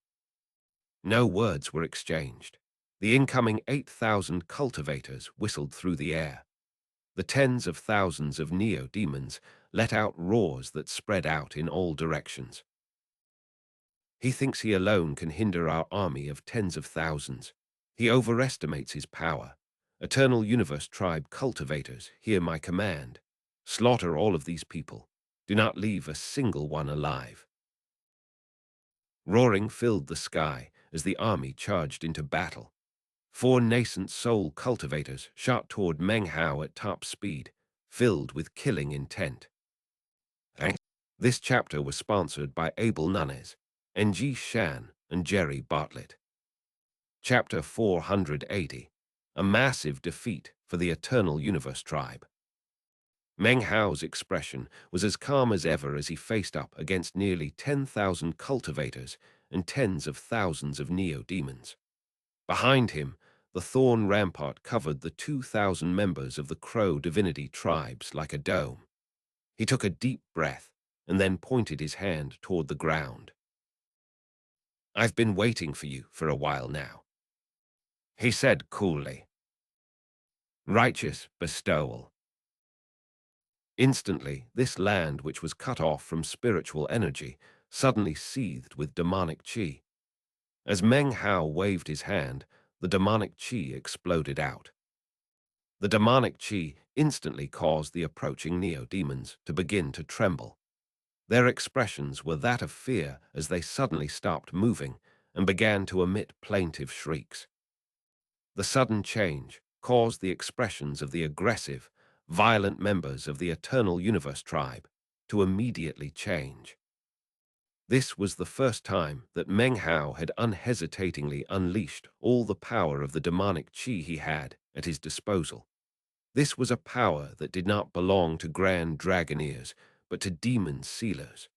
This was a truly momentous heavenly power. Cultivators could not sense this qi, but to the neo-demons, it couldn't be clearer. What they saw was Meng Hao, seething with shocking demonic qi. The qi soared up into the sky.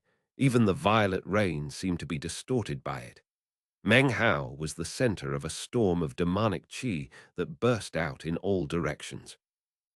In the world that only the neo-demons could see, demonic qi roared up from Meng Hao, transforming into a massive figure.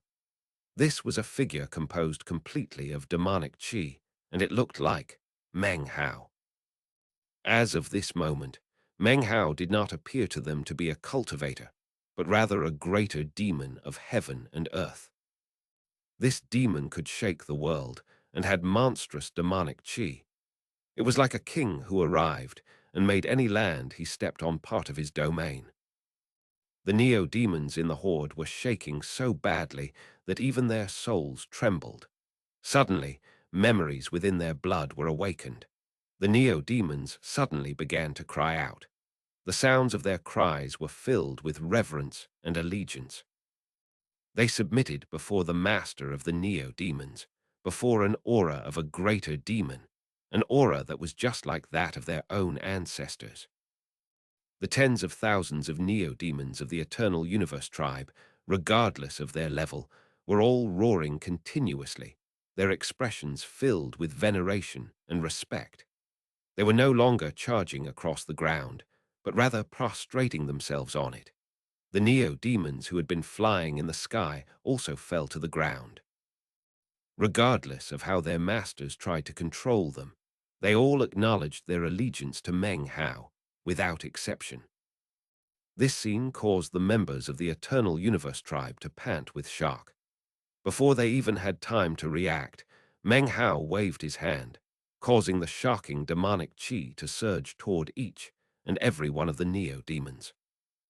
As the demonic qi entered their bodies, their roars grew frenzied and their bodies grew larger and fiercer. Their auras were now many times more powerful than before. All of them even began to show signs of ancestral awakening. One of the neo-demons in the horde was a blue-faced ghoul neo-demon. It lifted its head to the sky to roar. As of this moment, it no longer walked along on all fours, but rather stood up on 2 legs. Its blue, hairless body emanated shocking ripples. Its eyes became bright red, and it grew nearly 10 meters taller. Even more shocking, a horn suddenly grew out of its forehead. The spiraling horn crackled with arcing sparks of lightning, and it emanated an astonishing aura. The appearance of this neo-demon very closely resembled the 9 statues back in the Eternal Universe tribe's city. Its appearance immediately caused the members of the Eternal Universe tribe to be filled with shock. Their hearts trembled, and cries of astonishment filled the air. Sacred Ancient. It looks exactly like the Sacred Ancient. Who is this person? He causes our neo-demons to mutate and go out of control. Amidst the commotion, Meng Hao's calm, bizarre voice echoed out. From now on, you follow me to battle. In response, the tens of thousands of neo-demons roared, shaking themselves loose from their masters and turning on them with vicious expressions. It seemed they really were switching sides. At the same time, Meng Hao waved his arm, causing his own 20,000 neo-demons to suddenly appear, howling to the sky. They instantly shot toward the Eternal Universe tribe members. Nearly 60,000 neo-demons all absorbed demonic qi, which caused a variety of mutations. They quickly surrounded the 8,000 trembling cultivators, all of whom had completely lost their will to fight. One can well imagine the end result of the battle. Meng Hao's face was calm as he watched the savage slaughter erupt. Booms and screams filled the air. At the same time, the 5 nascent soul cultivators shot toward him, emanating killing intent. These people were all of the early nascent soul stage. To deal with people like that, Meng Hao didn't even need to don the blood immortal mask anymore. His hand flashed with an incantation gesture, and he pointed forward. Instantly, the power of frost soil shot out, followed by a raging sea of flames, a gigantic tree, and a golden rain. Totems of 4 of the 5 elements exploded out as he pointed. Before the 5 approaching nascent soul cultivators could even get near to Meng Hao, their bodies trembled under the attack of his 4 great totems.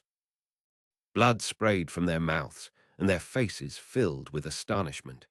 It was at this point that 2 roaring figures suddenly shot through the air toward Meng Hao, sending out ripples in all directions. Any neo-demon that got in their way was transformed into a cloud of blood. None were capable of even causing pause for these 2 figures. It was 2 old men, filled with intense killing intent as they closed in on Meng Hao. He's a grand dragoneer. Kill him and the neo-demon horde will disperse. As they neared, Meng Hao slipped on the blood immortal mask. Instantly, blood qi exploded up, completely changing his aura. Radiating killing intent, his body flickered as he turned into a black moon. A wisp of smoke could be seen as he suddenly appeared directly in front of the 2 old men. For him to appear in this way was bizarre and shocking. They almost couldn't believe what they were seeing with their own eyes, and their hearts filled with foreboding. As the faces of the old men fell, Meng Hao casually clenched his right hand into a fist and then launched a blow. Boom! One of the old men was sent tumbling backward. He quickly summoned 7 or 8 magical treasures to try to defend himself, but they were crushed, the fragments of which slammed into his chest. Blood sprayed from his mouth, and the totem tattoos on his body flickered. At the same time, Meng Hao turned. Black moons flashed within his eyes, and suddenly, a black moon like an eye magically appeared on his forehead as he looked at the other old man. This old man urgently employed divine abilities and was instantly surrounded by ghouls. This was actually the Great Father of the Eternal Universe tribe. The man Meng Hao had struck moments ago was the High Priest. When the Great Father's eyes met Meng Hao's, his expression flickered, and his mind filled with roaring as suddenly the reflection of a black moon appeared on his own face. He felt stabbing pain in his sea of perception, as if a great invisible blade were stabbing into it. He let out a miserable scream. Unable to attack, mind filled with buzzing as he shot backward in retreat. This Black Moon Eye was none other than Yu life-saving treasure. However, in Meng Hao's hands, its might far exceeded what it had in the hands of Yu. Although Meng Hao did not cultivate the blood sacrifice magic, after putting on the blood immortal mask, the power of his blood qi far exceeded that of Yu. He needed no blood sacrifices. Every time he killed a person, the redness of the mask would grow deeper. Blood-curdling screams could be heard continuously as 60,000 neo-demons ruthlessly attacked and killed the besieged Eternal Universe tribe.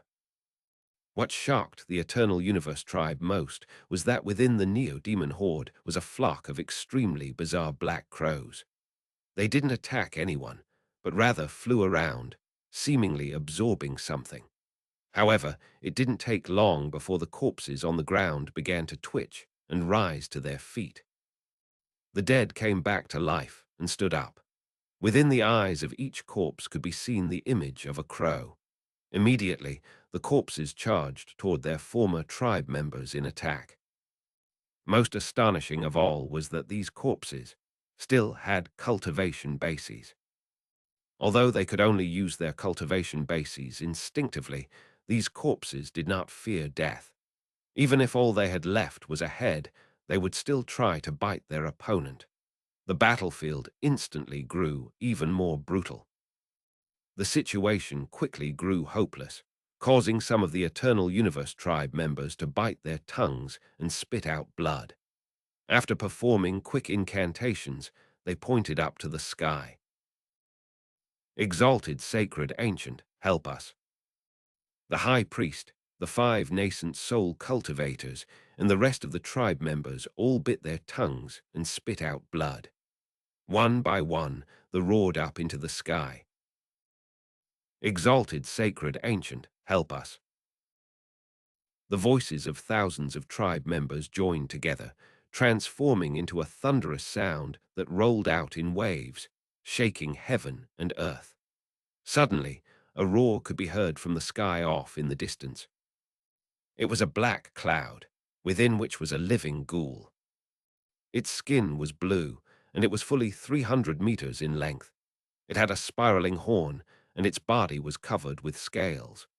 This neo-demon's sacred ancient's aura shot out explosively, and when it appeared, it stared toward Meng Hao with its red eyes. "You an aura similar to mine." The creature roared, and then shot its claw-like hand directly toward Meng Hao. At the same time that the ghoul roared, another roar could be heard. Outlander. It was none other than the Outlander beast. It suddenly shot through the air to slam into the ghoul. Amidst the resulting boom, the parrot flapped its wings and let out a shriek. Its eyes glowed with a look of disgust and detestation. "Damn it, no fur or feathers. You. Why don't you have any fur or feathers?" Beloved concubine put it to death. "This damned bastard has no fur or feathers. That's the most heinous of crimes. Show no mercy. AAHHHHH. You dare to not have fur or feathers." In response to being slammed into by the Outlander beast, the ghoul roared and fell back. The Outlander beast whistled through the air to slam into it again. The parrot was off to the side, continuing to call out excitedly. On the ground, Meng Hao chuckled. He had been waiting for quite some time for the Eternal Universe tribe to come. How could he not have made certain preparations? He lifted his right hand to perform an incantation gesture, and suddenly a blood-colored face magically appeared around him. It spread out and then shot forward in attack. The attack instantly slammed into the several nascent soul cultivators, causing blood to spray from their mouths. They retreated, faces filled with astonishment. It was at this point that the thorns suddenly began to spread apart. From within, the members of the Crow divinity tribes, as well as the several hundred slaves, all emerged, shouting battle cries. At this point, Meng Hao knew that the Eternal Universe tribe was completely defeated.